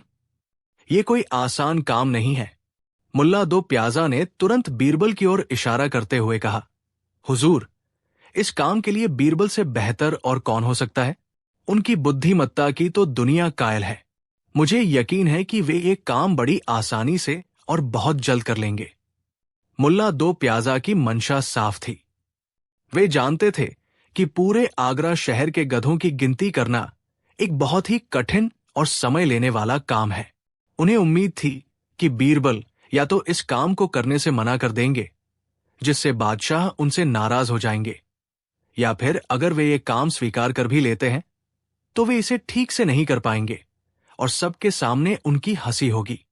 अन्य दरबारी जो बीरबल से जलते थे, वे भी मुल्ला दो प्याजा की इस बात से सहमत हो गए। उन्होंने भी बादशाह से कहा कि ये काम बीरबल को ही सौंपा जाना चाहिए। बादशाह अकबर ने बीरबल की ओर देखा। बीरबल शांत भाव से खड़े थे। उनके चेहरे पर हमेशा की तरह एक हल्की सी मुस्कान थी। "बीरबल," अकबर ने कहा, "क्या तुम ये जिम्मेदारी उठाने को तैयार हो? क्या तुम आगरा शहर के सभी गधों की सही सी गिनती कर सकते हो?" बीरबल ने अदब से सिर झुकाते हुए कहा, "जहां पनाह का हुक्म सर आंखों पर। मैं शहर के सभी गधों की गिनती अवश्य करूंगा। बस मुझे इसके लिए कुछ समय और कुछ सहायक चाहिए होंगे।" बादशाह ने पूछा, "कितना समय लगेगा तुम्हें, बीरबल?" बीरबल ने कुछ सोचते हुए कहा, "हुजूर, यह काम थोड़ा पेचीदा है, इसलिए मुझे लगभग 1 महीने का समय चाहिए होगा।" 1 महीना! यह सुनकर मुल्ला दो प्याजा और उनके साथी मन ही मन बहुत प्रसन्न हुए। उन्हें लगा कि बीरबल जानबूझकर इतना समय मांग रहे हैं ताकि वे इस काम से बच सकें या कोई बहाना बना सकें। बादशाह अकबर ने कहा, "ठीक है बीरबल, तुम्हें 1 महीने का समय दिया जाता है। तुम जितने चाहो सहायक भी ले सकते हो, लेकिन याद रहे, गिनती बिल्कुल सही होनी चाहिए। जो आज्ञा।" जहां पनाह, बीरबल ने कहा और दरबार से विदा ली। अगले दिन से बीरबल अपने काम में जुट गए। उन्होंने कुछ सहायकों को अपने साथ लिया और शहर के विभिन्न हिस्सों में घूम घूम कर गधों की गिनती का नाटक करने लगे। वे कभी धोबियों के घाट पर जाते, कभी कुम्हारों की बस्ती में, तो कभी बाजारों में जहां माल ढोने के लिए गधों का इस्तेमाल होता था। वे लोगों से पूछते कि उनके पास कितने गधे हैं और उन्हें एक रजिस्टर में लिखते जाते। मुल्ला दो प्याजा और उनके साथी दूर से बीरबल की इन हरकतों को देखते और मन ही मन हंसते। उन्हें लगता था कि बीरबल बस समय बर्बाद कर रहे हैं और वे कभी भी सही गिनती नहीं कर पाएंगे। दिन बीतते गए। बीरबल रोजाना शहर में घूमते और शाम को अपने घर लौट आते। वे किसी से ज्यादा बात नहीं करते थे और अपने काम में पूरी तरह मग्न दिखाई देते थे। लगभग 3 हफ्ते बीत गए। एक दिन मुल्ला दो प्याजा ने बादशाह अकबर से कहा, "आलम पनाह, बीरबल को गधों की गिनती करते हुए 3 हफ्ते हो गए हैं, लेकिन अभी तक उन्होंने कोई रिपोर्ट नहीं दी। मुझे तो लगता है कि वे इस काम में बुरी तरह असफल हो गए हैं और अब बहाने ढूंढ रहे हैं।" बादशाह अकबर को भी कुछ चिंता होने लगी। उन्होंने बीरबल को बुलवाया और पूछा, "बीरबल, तुम्हारी गिनती का काम कहां तक पहुंचा? क्या तुमने शहर के सभी गधों की गिनती कर ली है?" बीरबल ने मुस्कुराते हुए कहा, जी जहांपनाह, गिनती का काम लगभग पूरा हो चुका है। बस कुछ ही दिनों में मैं आपको अंतिम रिपोर्ट सौंप दूंगा। ये सुनकर मुल्ला दो प्याजा और भी हैरान हुए। उन्हें विश्वास नहीं हो रहा था कि बीरबल इतनी आसानी से ये काम कर लेंगे। ठीक 1 महीने बाद बीरबल दरबार में उपस्थित हुए। उनके हाथ में एक बड़ा सा रजिस्टर था। सभी दरबारी उत्सुकता से उनकी ओर देख रहे थे। बादशाह अकबर ने पूछा, तो बीरबल बताओ, हमारे शहर आगरा में कुल कितने गधे हैं? बीरबल ने रजिस्टर खोलते हुए कहा, आलम पनाह, बड़ी मेहनत और गहन जांच पड़ताल के बाद मैंने पाया है कि हमारे शहर आगरा में कुल मिलाकर 5,265 गधे हैं। ये संख्या सुनकर सभी दरबारी चौंक गए। ये एक बहुत ही विशिष्ट संख्या थी। किसी को भी ये उम्मीद नहीं थी कि बीरबल इतनी सटीक गिनती कर पाएंगे। मुल्ला दो प्याजा ने तुरंत आपत्ति जताई, हुजूर, ये कैसे संभव है? बीरबल ने इतनी जल्दी और इतनी सटीक गिनती कैसे कर ली? मुझे तो लगता है कि ये बस एक मनगढ़ंत आंकड़ा है। इसकी सत्यता की जांच होनी चाहिए। कुछ अन्य दरबारियों ने भी मुल्ला की हां में हां मिलाई। बादशाह अकबर ने बीरबल से पूछा, बीरबल, क्या तुम अपनी इस गिनती की सत्यता साबित कर सकते हो? क्या ये आंकड़ा बिल्कुल सही है? बीरबल ने मुस्कुराते हुए कहा, जी जहांपनाह, ये आंकड़ा बिल्कुल सही है। बल्कि मैं तो ये भी कह सकता हूं कि जब मैंने ये गिनती शुरू की थी तब शहर में 5,264 गधे थे। लेकिन मेरी गिनती के दौरान एक गधे की बढ़ोतरी हो गई। ये सुनकर सभी और भी हैरान हो गए। एक गधे की बढ़ोतरी? ये कैसे संभव है? मुल्ला दो प्याजा ने व्यंग्य से कहा, वाह बीरबल वाह, अब तुम भविष्यवक्ता भी बन गए हो। तुम्हें कैसे पता चला कि एक गधे की बढ़ोतरी हुई है? बीरबल ने शांत भाव से मुल्ला दो प्याजा की ओर देखा और फिर सभी दरबारियों पर एक नजर डाली। फिर वे बोले, आलमपना, जब आपने मुझे शहर के गधों की गिनती करने का हुक्म दिया था तो मैंने देखा कि इस दरबार में कई ऐसे लोग मौजूद थे जो इस काम को असंभव मान रहे थे और मन ही मन मेरी असफलता की कामना कर रहे थे। वे बिना किसी कारण के मेरी काबिलियत पर संदेह कर रहे थे और व्यर्थ की बातें कर रहे थे। बीरबल ने थोड़ी देर रुककर कहा, मैंने पूरे शहर के गधों की गिनती की, लेकिन जब मैं दरबार में मौजूद उन लोगों को देखता था जो बिना सोचे समझे दूसरों का मजाक उड़ाते हैं या व्यर्थ की बहस करते हैं, तो मुझे लगा कि गधों की गिनती में उन्हें भी शामिल किया जाना चाहिए, क्योंकि मेरे विचार से जो व्यक्ति बिना किसी तर्क के बहस करता है या दूसरों की बुद्धिमत्ता को चुनौती देता है, वो भी एक प्रकार का। खैर, आप समझ ही गए होंगे। बीरबल की ये बात सुनकर दरबार में सन्नाटा छा गया। मुल्ला दो प्याजा और उनके साथियों के चेहरे का रंग उड़ गया। उन्हें समझ में आ गया था कि बीरबल का इशारा उन्हीं की तरफ है। बीरबल ने अपनी बात जारी रखी, तो जहांपनाह, शहर के जो वास्तविक चौपाया गधे थे उनकी संख्या थी 5,264। लेकिन जब मैंने दरबार के उन विशेष गधों को भी इस गिनती में शामिल कर लिया तो ये संख्या बढ़कर 5,265 हो गई। और जो एक गधे की बढ़ोतरी हुई थी वो वही था जो उस दिन बिना बुलाए दरबार में घुस आया था और जिसकी वजह से ये सारी कवायद शुरू हुई। बीरबल की ये व्याख्या सुनकर बादशाह अकबर अपनी हंसी नहीं रोक पाए। वे खिलखिलाकर हंस पड़े। उन्हें बीरबल की चतुराई पर गर्व हो रहा था। बीरबल ने न केवल एक असंभव से काम को पूरा किया था, बल्कि अपने आलोचकों को भी करारा जवाब दिया था, वो भी बिना किसी का नाम लिए या किसी को सीधे तौर पर अपमानित किए। मुल्ला दो प्याजा और उनके साथी दरबारी शर्म से पानी पानी हो गए। उनके पास कहने को कुछ नहीं था। वे समझ गए थे कि बीरबल ने उन्हें उन्हीं के जाल में फंसा दिया है। उन्होंने बीरबल को बेवकूफ बनाने की सोची थी, लेकिन बीरबल ने अपनी बुद्धि से उन सबको ही गधों की श्रेणी में खड़ा कर दिया था। बादशाह अकबर ने हंसते हुए कहा, वाह बीरबल, वाह, तुमने तो आज कमाल ही कर दिया। तुम्हारी बुद्धिमत्ता का कोई सानी नहीं। तुमने न केवल गधों की गिनती की, बल्कि हमें यह भी सिखा दिया कि असली गधे कौन होते हैं।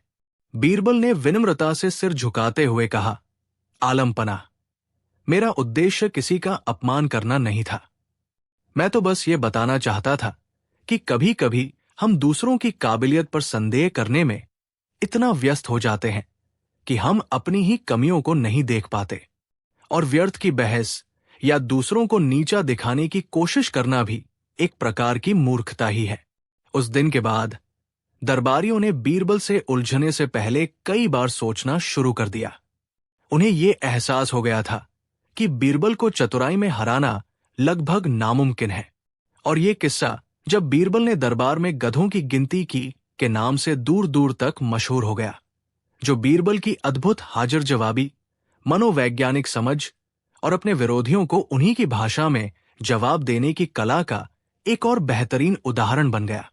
ये कहानी हमें यह भी सिखाती है कि सच्ची बुद्धिमत्ता केवल ज्ञान में नहीं, बल्कि परिस्थितियों को समझने और चतुराई से उनका सामना करने में निहित है। बीरबल ने अपनी इसी बुद्धिमत्ता से न केवल एक हास्यास्पद चुनौती को पूरा किया, बल्कि दरबारियों को एक महत्वपूर्ण सबक भी सिखाया, वो भी मनोरंजन के साथ। कहानी 6। एक बार आगरा में भयंकर अकाल पड़ा। बारिश न होने के कारण फसलें सूख गई, कुएं और तालाब भी सूखने लगे। लोग दाने दाने को मोहताज हो गए। भूखमरी और प्यास से हाहाकार मच गया। बादशाह अकबर ने अपनी प्रजा की दुर्दशा देखकर तुरंत सहायता कार्य शुरू करवाए। शाही खजाने से अनाज और धन वितरित किया जाने लगा। उन्होंने शहर के धनी व्यापारियों और सेठों से भी अपील की कि वे इस संकट की घड़ी में अपनी प्रजा की मदद के लिए आगे आएं।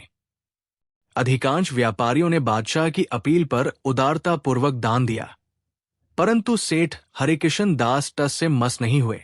उन्होंने साफ कह दिया कि उनके पास दान देने के लिए फालतू पैसे नहीं हैं।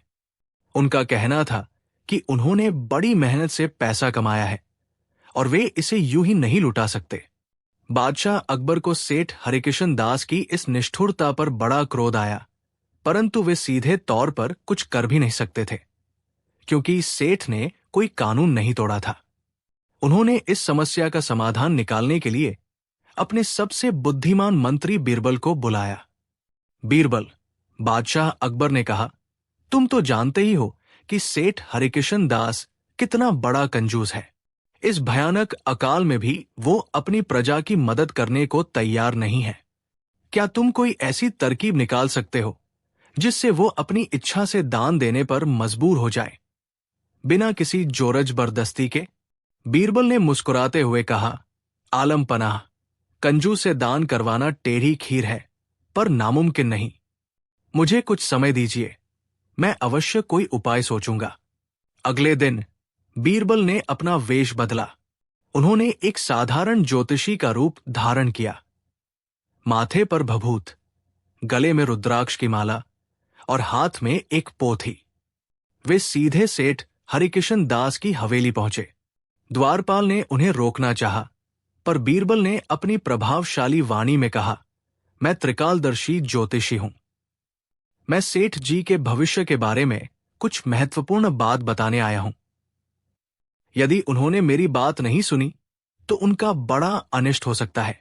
द्वारपाल घबरा गया और उसने तुरंत जाकर सेठ हरिकिशन दास को सूचना दी। सेठ हरिकिशन दास ज्योतिष और भविष्यवाणियों में थोड़ा विश्वास रखते थे, खासकर जब बात उनके अपने अनिष्ट की हो। उन्होंने ज्योतिषी बीरबल को अंदर बुलवाया।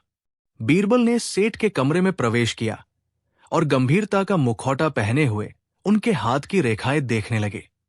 कुछ देर तक वे रेखाओं को घूरते रहे, फिर गहरी सांस लेते हुए बोले, सेठ जी, आपकी हस्तरेखाएं तो बहुत प्रबल है। धन संपत्ति की कोई कमी नहीं है, परंतु एक बहुत बड़ा संकट आपके ऊपर मंडरा रहा है। सेठ हरिकिशन दास का दिल धड़क उठा। कैसा संकट, ज्योतिषी जी? कृपया विस्तार से बताइए। बीरबल ने अपनी आंखें बंद की, मानो किसी गहरे ध्यान में हो, फिर बोले, सेठ जी, आपके ग्रहों की चाल बता रही है कि अगले 7 दिनों के भीतर आपके प्राणों पर भारी संकट है। यमराज स्वयं आपके द्वार पर दस्तक दे सकते हैं। ये सुनकर सेठ हरिकिशन दास के तो होश ही उड़ गए। वे पसीने पसीने हो गए। नहीं, नहीं, ऐसा नहीं हो सकता। ज्योतिषी जी, कृपया कोई उपाय बताइए। मैं मरना नहीं चाहता। मैं आपको मुहमांगी दक्षिणा दूंगा। बीरबल ने कहा, सेठ जी, विधि का विधान टालना तो मेरे वश में नहीं है, परंतु कुछ विशेष उपाय करने से संकट की गंभीरता को कम किया जा सकता है, या शायद उसे कुछ समय के लिए टाला जा सकता है। क्या उपाय है ज्योतिषी जी? मैं कुछ भी करने को तैयार हूं, सेठ ने गिड़गिड़ाते हुए कहा। बीरबल ने अपनी पोथी के पन्ने पलटते हुए कहा, शास्त्रों में लिखा है कि ऐसे घोर संकट से बचने के लिए महादान करना पड़ता है। आपको अपनी संपत्ति का एक बड़ा हिस्सा दीन दुखियों और जरूरतमंदों में दान करना होगा। जितना बड़ा दान, उतना ही पुण्य और उतना ही संकट टलने की संभावना। दान का नाम सुनते ही सेठ हरिकिशन दास का चेहरा उतर गया। उनकी जान पर बनाई थी, पर दान देने के विचार से ही उनकी आत्मा कांप रही थी। कितना कितना दान करना होगा ज्योतिषी जी? उन्होंने दबी आवाज में पूछा। बीरबल ने कुछ गणना करने का नाटक करते हुए कहा, आपकी संपत्ति और आपके ऊपर आए संकट की भयावता को देखते हुए आपको कम से कम 1000 सोने की मोहरें और 100 बोरी अनाज का दान करना होगा। यह दान आपको इसी सप्ताह के भीतर करना होगा, और वो भी पूरी श्रद्धा और निस्वार्थ भाव से। 1000 सोने की मोहरें और 100 बोरी अनाज। ये सुनकर सेठ हरिकिशन दास को चक्कर आने लगा। ये उनके लिए एक छोटी मोटी रियासत खरीदने के बराबर था। इतना सारा दान? ज्योतिषी जी, कुछ कम नहीं हो सकता? क्या 100 मोहरों और 10 बोरी अनाज से काम नहीं चलेगा? बीरबल ने कठोर स्वर में कहा, सेठ जी, ये आपके जीवन और मृत्यु का प्रश्न है। क्या आपको अपनी जान प्यारी नहीं है? यदि आप ये महादान नहीं करेंगे तो मैं आपके भविष्य की कोई गारंटी नहीं ले सकता। यमराज किसी की रियायत नहीं करते। सेठ हरिकिशन दास बुरी तरह फंस गए थे। एक तरफ उनकी जान थी और दूसरी तरफ उनका प्रिय धन। काफी देर तक वे कशमकश में रहे। उनके चेहरे पर हवाइयां उड़ रही थी। अंततः अपनी जान बचाने की इच्छा उनके कंजूसी पर भारी पड़ी। ठीक है ज्योतिषी जी, उन्होंने कांपते हुए कहा, मैं ये दान करूंगा। पर ये दान कहां और कैसे करना होगा? बीरबल ने कहा, शहर में अकाल पड़ा है। हजारों लोग भूखे प्यासे मर रहे हैं। आप शाही सहायता शिविर में जाकर ये दान कर सकते हैं। इससे आपको पुण्य भी मिलेगा और आपकी जान भी बच जाएगी। सेठ हरिकिशन दास ने भारी मन से हामी भर दी। बीरबल उन्हें आशीर्वाद देकर और ये कहकर चले गए कि वे 7 दिन बाद फिर आकर देखेंगे कि संकट टला या नहीं। अगले कुछ दिनों तक सेठ हरिकिशन दास बड़ी दुविधा में रहे।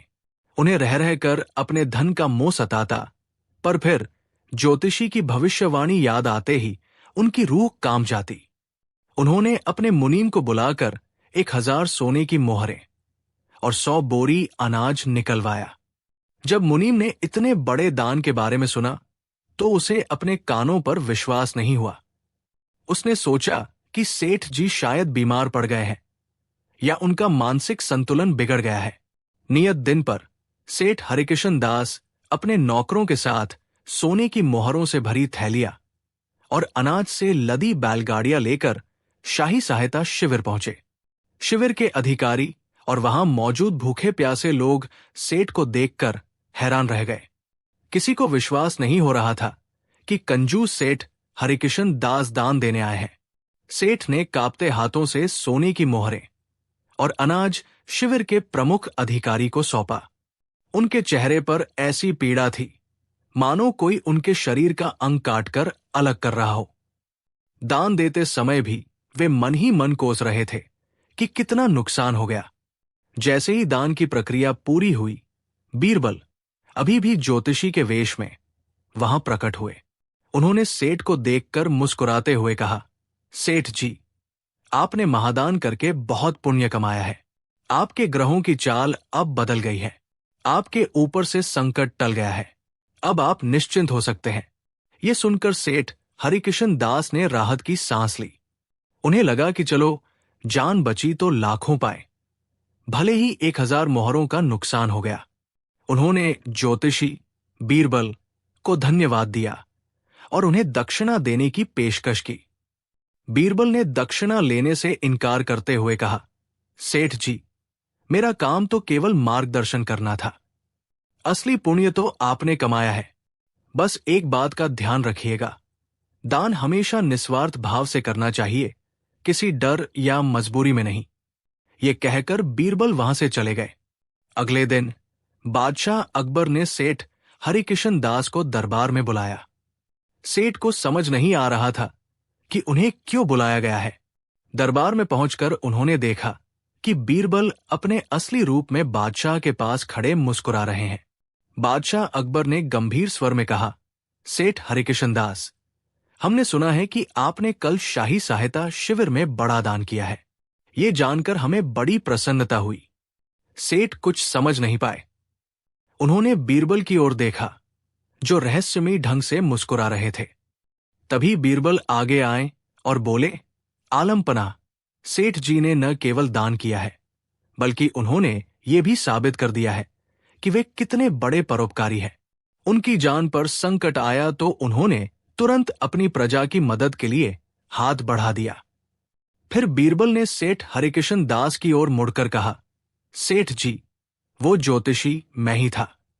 ये सुनते ही सेठ हरिकिशन दास के पैरों तले जमीन खिसक गई। उनके चेहरे का रंग उड़ गया। उन्हें समझते देर न लगी कि उनके साथ क्या खेल खेला गया है।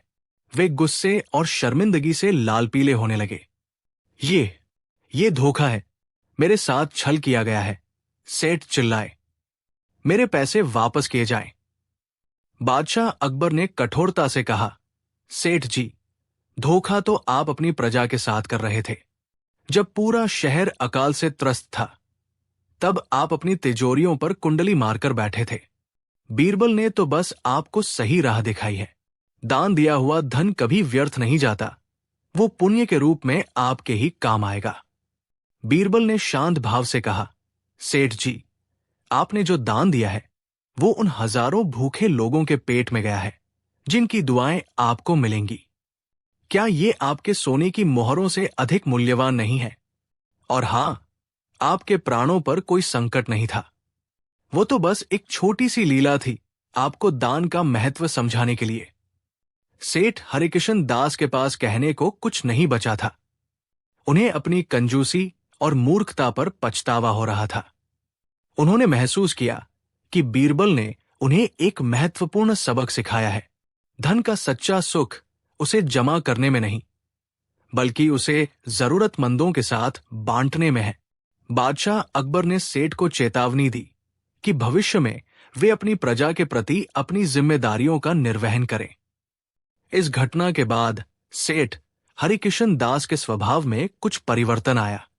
हालांकि वे पूरी तरह से उदार तो नहीं बने, पर पहले की तरह पत्थर दिल भी नहीं रहे। कभी कभी वे गुप्त रूप से गरीबों की मदद करने लगे। और बीरबल की ये चतुराई भरी तरकीब एक और यादगार किस्सा बन गई, जो ये दर्शाती थी कि कैसे बुद्धि का सही प्रयोग करके बड़े से बड़े कंजूस को भी सही राह पर लाया जा सकता है। शहर में लोग बीरबल की प्रशंसा करते नहीं थकते थे, जिन्होंने न केवल बादशाह की समस्या का समाधान किया, बल्कि एक कंजूस सेठ को मानवता का पाठ भी पढ़ाया। कहानी 7। एक दिन दरबार में किसी गंभीर राजकीय मसले पर चर्चा चल रही थी। चर्चा समाप्त होने के बाद बादशाह अकबर कुछ हल्के फुल्के मूड में थे। उन्होंने दरबारियों की ओर देखा और कहा, आज हमारा मन कुछ विनोद करने का है। क्या कोई है जो हमें कोई मजेदार किस्सा सुना सके या कोई ऐसी पहेली बूझ सके जिसे हल करना कठिन हो? कई दरबारियों ने अपनी अपनी कला का प्रदर्शन करने की कोशिश की, परंतु बादशाह को किसी में विशेष आनंद नहीं आया। उनकी निगाहें बीरबल को ढूंढ रही थी, जो हमेशा की तरह शांत भाव से एक कोने में खड़े थे। बीरबल, बादशाह ने पुकारा, आज तुम इतने चुप क्यों हो? क्या तुम्हारे पास हमारे मनोरंजन के लिए कुछ नहीं है? बीरबल ने अदब से झुककर कहा, आलम पनाह, मनोरंजन तो आपके हर हुक्म में है, आप आज्ञा करें। मैं क्या सेवा कर सकता हूं? बादशाह मुस्कुराए। बीरबल, आज हम तुमसे कोई पहेली नहीं पूछेंगे, नहीं कोई किस्सा सुनेंगे। आज हम तुम्हें एक चुनौती देते हैं। तुम्हें कुछ ऐसा करना होगा जिससे हम स्वयं अपनी ही बात में फंस जाएं। परंतु याद रहे, हमारी शान में कोई गुस्ताखी नहीं होनी चाहिए। ये सुनकर दरबार में सन्नाटा छा गया। ये कैसी अजीब चुनौती थी? बादशाह को उन्हीं की बात में फंसाना, वो भी बिना उनकी शान में गुस्ताखी किए। ये तो लगभग असंभव था। कई दरबारी जो बीरबल से ईर्ष्या रखते थे, मन ही मन प्रसन्न हुए। उन्हें लगा कि इस बार तो बीरबल अवश्य फंसेंगे। मुल्ला दुप्याजा ने अपनी दाढ़ी पर हाथ फेरते हुए कुटिल मुस्कान दबाई। बीरबल ने एक क्षण के लिए सोचा, फिर उनके चेहरे पर एक जानी पहचानी शरारती मुस्कान उभर आई। आलम पनाह, आपकी चुनौती स्वीकार है, परंतु इसके लिए आपको मेरे साथ एक छोटा सा खेल खेलना होगा। कैसा खेल, बीरबल? अकबर ने उत्सुकता से पूछा। बीरबल ने कहा, आलम पनाह, मैं आपसे कुछ प्रश्न पूछूंगा। आपको उन प्रश्नों का उत्तर केवल हां या नहीं में देना होगा। इसके अतिरिक्त आप कुछ नहीं कह सकते। क्या आप इस नियम का पालन करेंगे? बादशाह अकबर को यह खेल बड़ा सरल लगा। ठीक है बीरबल, हमें यह शर्त मंजूर है। हम केवल हां या नहीं में ही उत्तर देंगे। उन्होंने अपनी बात पर जोर देते हुए दोहराया, केवल हां या नहीं। बीरबल ने मुस्कुराते हुए कहा, बहुत खूब आलम पनाह, तो खेल शुरू किया जाए। दरबार में सभी लोग सांस रोके देख रहे थे कि बीरबल क्या करने वाले हैं। बीरबल ने अपना पहला प्रश्न पूछा, आलम पनाह, क्या यह सत्य है कि आप हिंदुस्तान के सबसे महान और न्यायप्रिय बादशाह हैं? बादशाह अकबर ने गर्व से छाती चौड़ी करते हुए उत्तर दिया, हां। बीरबल ने अगला प्रश्न पूछा, आलम पनाह, क्या यह सत्य है कि आप अपनी प्रजा का अपनी संतान की तरह ध्यान रखते हैं और उनके दुख दर्द को अपना दुख दर्द समझते हैं? बादशाह ने स्नेहपूर्ण स्वर में कहा, हां। बीरबल ने फिर पूछा, आलम पनाह, क्या यह सत्य है कि आप कभी किसी निर्दोष को सजा नहीं देते और हमेशा सत्य का साथ देते हैं, चाहे परिस्थिति कितनी भी कठिन क्यों न हो? बादशाह ने दृढ़ता से उत्तर दिया, हां। बीरबल ने कुछ क्षण रुककर बादशाह की आंखों में सीधे देखते हुए अपना अगला और निर्णायक प्रश्न पूछा, तो आलम पनाह, क्या यह सत्य है कि आप अभी भी अपने उस वचन पर कायम हैं कि आप मेरे प्रश्नों का उत्तर केवल हां या नहीं में ही देंगे, इसके अतिरिक्त और कुछ नहीं कहेंगे? ये प्रश्न सुनते ही बादशाह अकबर चौंक गए। वे समझ गए कि बीरबल ने उन्हें किस चतुराई से फंसा दिया है। यदि वे हां कहते हैं तो वे अपनी पहले की बात, केवल हां या नहीं, को तोड़ देंगे, क्योंकि हां कहने के बाद भी वे कुछ और नहीं कह पाएंगे। और यदि वे नहीं कहते हैं तो इसका अर्थ होगा कि वे अपने वचन से मुकर रहे हैं, जो एक महान बादशाह के लिए अशोभनीय बात होगी। बादशाह का चेहरा देखने लायक था। वे कुछ क्षणों के लिए अवाक रह गए। उन्हें समझ नहीं आ रहा था कि क्या उत्तर दें। दरबार में पहले तो खामोशी छाई रही, फिर धीरे धीरे कुछ दरबारियों के होठों पर मुस्कान तैरने लगी। मुल्ला दुप्याजा का मुंह आश्चर्य से खुला रह गया था। बादशाह अकबर ने बीरबल की ओर देखा, जो शांत भाव से खड़े मुस्कुरा रहे थे। बादशाह के चेहरे पर पहले तो असमंजस था, फिर धीरे धीरे उनके होठों पर भी हंसी आ गई। वे अपनी हार समझ चुके थे। उन्होंने खिलखिलाकर हंसते हुए कहा, मान गए बीरबल, मान गए। तुमने तो हमें सचमुच हमारी ही बात में ऐसा फंसाया कि हमारे पास कहने को कुछ नहीं बचा। तुम्हारी बुद्धि का कोई सानी नहीं। बीरबल ने झुककर कहा, आलम पनाह, ये तो बस आपका प्रताप है। आपने ही मुझे ये अवसर दिया। बादशाह ने कहा, नहीं बीरबल, ये तुम्हारी चतुराई है। तुमने न केवल हमारी चुनौती को स्वीकार किया, बल्कि उसे इतनी खूबसूरती से निभाया कि हमारी शान में कोई गुस्ताखी भी नहीं हुई और हम अपनी ही बात में फंस भी गए। आज तुमने फिर साबित कर दिया कि तुम हमारे नवरत्नों में सबसे चमकदार हो। इस घटना के बाद दरबार का माहौल और भी हल्का फुल्का हो गया। बादशाह अकबर ने बीरबल को इनाम देने की घोषणा की। लेकिन कहानी यही खत्म नहीं हुई। कुछ दिनों बाद बादशाह अकबर के मन में बीरबल से इस हार का बदला लेने का विचार आया। वे कोई ऐसा तरीका सोच रहे थे जिससे वे बीरबल को उसी की तरह फंसा सकें। एक शाम जब बादशाह और बीरबल यमुना किनारे टहल रहे थे, मौसम बड़ा सुहावना था।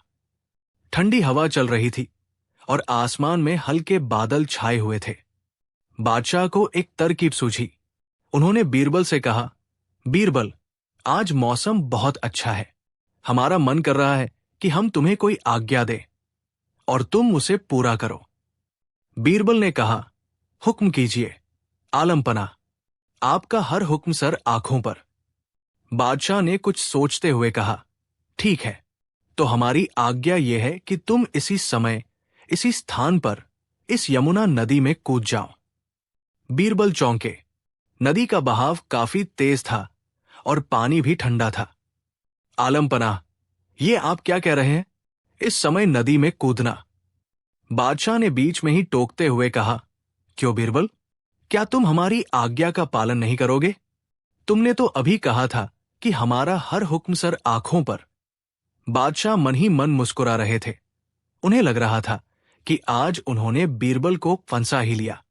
यदि बीरबल कूदते हैं तो उन्हें ठंड लगेगी और परेशानी होगी, और यदि नहीं कूदते तो वे अपनी बात से मुकर जाएंगे।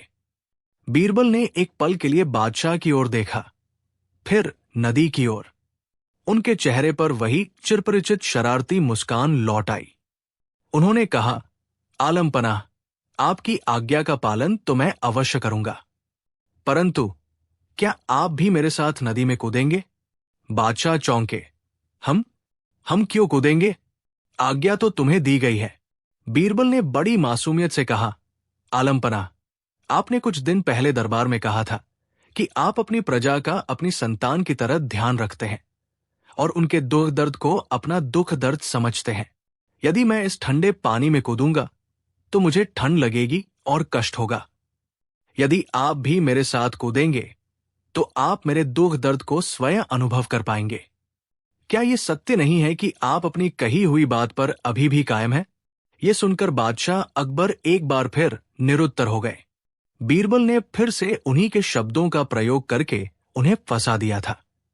यदि वे नहीं कूदते तो वे अपनी ही कही बात को झुठलाते, और यदि वे कूदते तो उन्हें भी ठंड और परेशानी का सामना करना पड़ता। बादशाह अकबर कुछ क्षणों तक बीरबल को घूरते रहे, फिर वे जोर से हंस पड़े। उनकी हंसी की गूंज दूर तक फैल गई। वाह बीरबल वाह, हम तुम्हें फंसाने चले थे और तुमने फिर हमें ही फंसा दिया। सचमुच तुमसे जीतना असंभव है। तुम्हारी बुद्धि और हाजिर जवाबी का कोई मुकाबला नहीं। बीरबल ने झुककर कहा, आलमपना, ये तो बस आपके ही सिखाए हुए पाठ है। बादशाह ने कहा, नहीं बीरबल, ये तुम्हारी अपनी प्रतिभा है।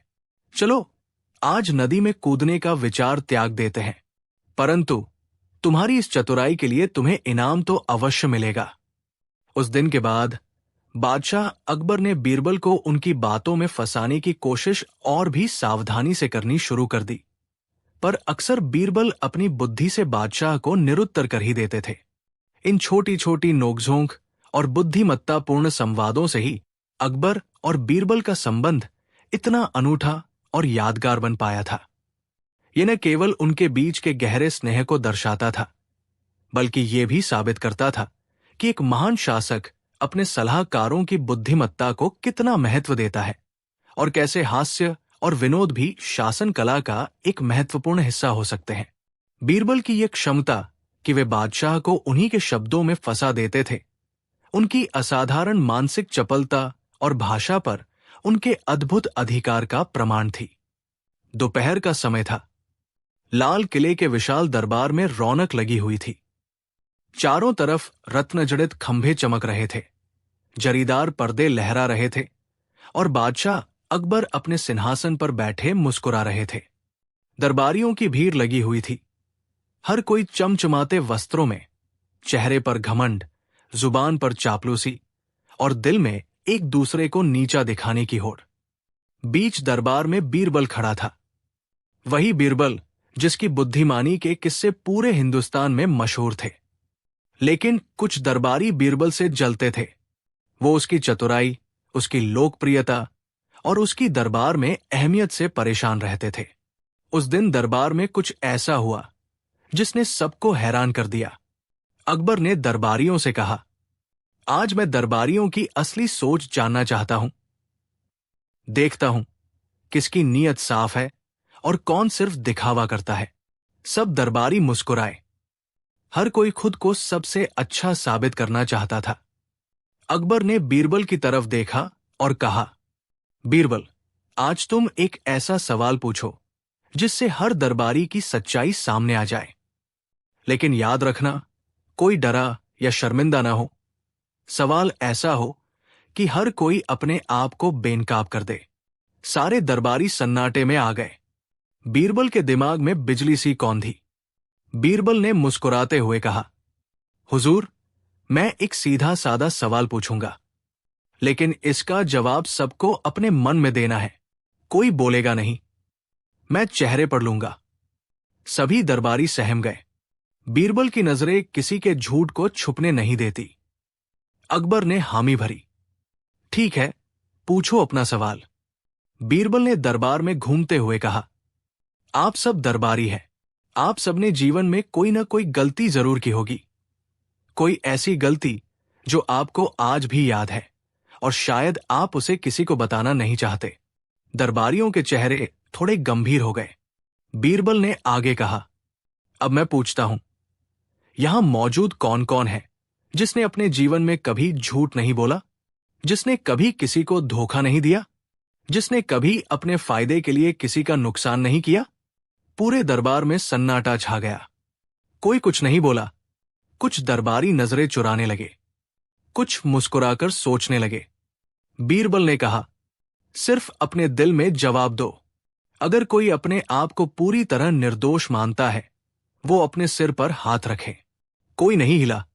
बीरबल धीरे से बोले, तो हुजूर, अब देखिए, सबकी पोल खुल गई। जो सबसे ऊंची बात करते हैं वो भी जानते हैं कि उन्होंने भी कहीं ना कहीं गलती की है। हम सब इंसान हैं और इंसान से गलती होती है। अकबर जोर से हंसे। वाह बीरबल, तुमने बिना किसी को नीचा दिखाए सबकी सच्चाई सामने ला दी। और यही असली बुद्धिमानी है। दरबारियों के चेहरों पर भी मजबूरी की मुस्कान आ गई। कोई भी खुद को पूरी तरह निर्दोष नहीं साबित कर सका। अंदर अंदर कुछ दरबारी बुदबुदा रहे थे, ये बीरबल तो हर बार किसी न किसी चाल से हमारी हालत खराब कर देता है।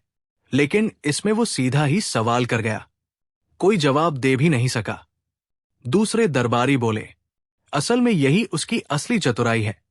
वो ऐसा सवाल करता है जिससे सामने वाला अपनी ही नजर में शर्मिंदा हो जाए और बोल भी न सके। अकबर ने बीरबल से कहा, तुमने फिर साबित कर दिया कि असली बुद्धिमानी वही है जो बिना तलवार उठाए दिल जीत ले। बीरबल मुस्कराए। हुजूर, सच्चाई को जानने के लिए कभी कभी शब्दों का ही हथियार काफी होता है। इंसान का चेहरा, उसकी नजरें और उसकी चुप्पी सब बता देते हैं कि दिल में क्या है। लेकिन कहानी यही खत्म नहीं हुई, क्योंकि अगले ही दिन दरबारियों ने बीरबल को फंसाने की एक नई साजिश रची। एक चालाक दरबारी जिसका नाम था चंद्रसेन बोला, बीरबल हर बार हम सबकी पोल खोल देता है। इस बार मैं उसे ऐसी उलझन में डालूंगा कि उसकी चतुराई भी जवाब दे देगी। अगली सुबह चंद्रसेन ने बादशाह अकबर से कहा, हुजूर, बीरबल को जो भी सवाल दिया जाए वो बड़ी चतुराई से उसका जवाब दे देता है, पर आज मैं एक ऐसा सवाल पूछना चाहता हूं जिसमें बीरबल भी उलझ जाए। अकबर को मजा आया। ठीक है चंद्रसेन, पूछो अपना सवाल। अगर बीरबल जवाब न दे सका तो उसे अपनी हार माननी होगी। चंद्रसेन ने मुस्कुराते हुए कहा, बीरबल, ये बताओ, इंसान के लिए सबसे मुश्किल काम क्या है और सबसे आसान काम क्या है? सवाल सुनते ही दरबार में खुसुर पुसुर शुरू हो गई। सबको लगा इस बार बीरबल फंस जाएगा। बीरबल ने पल भर सोचा, फिर बड़े इत्मीनान से बोले, सबसे आसान काम है दूसरों की गलतियां ढूंढना, और सबसे मुश्किल काम है अपनी गलतियां मानना। दरबार सन्नाटे में आ गया। फिर ताली बज उठी। अकबर भी दंग रह गए। अकबर ने कहा, बीरबल, तुमने फिर साबित कर दिया कि असली समझ उसी की होती है जो खुद को जान ले और दूसरों की कमजोरियों का मजाक न बनाए। बीरबल ने सभी दरबारियों की तरफ देखते हुए कहा, हर इंसान में कमियां होती हैं। जो अपनी कमियां नहीं देखता वो कभी महान नहीं बन सकता। जो दूसरों की पोल खोलने से पहले अपने दिल में झांक ले वही असली समझदार है। दरबारियों ने सिर झुका लिया। आज बीरबल ने सिर्फ एक सवाल से सबकी नीयत, सोच और असलियत सामने ला दी थी।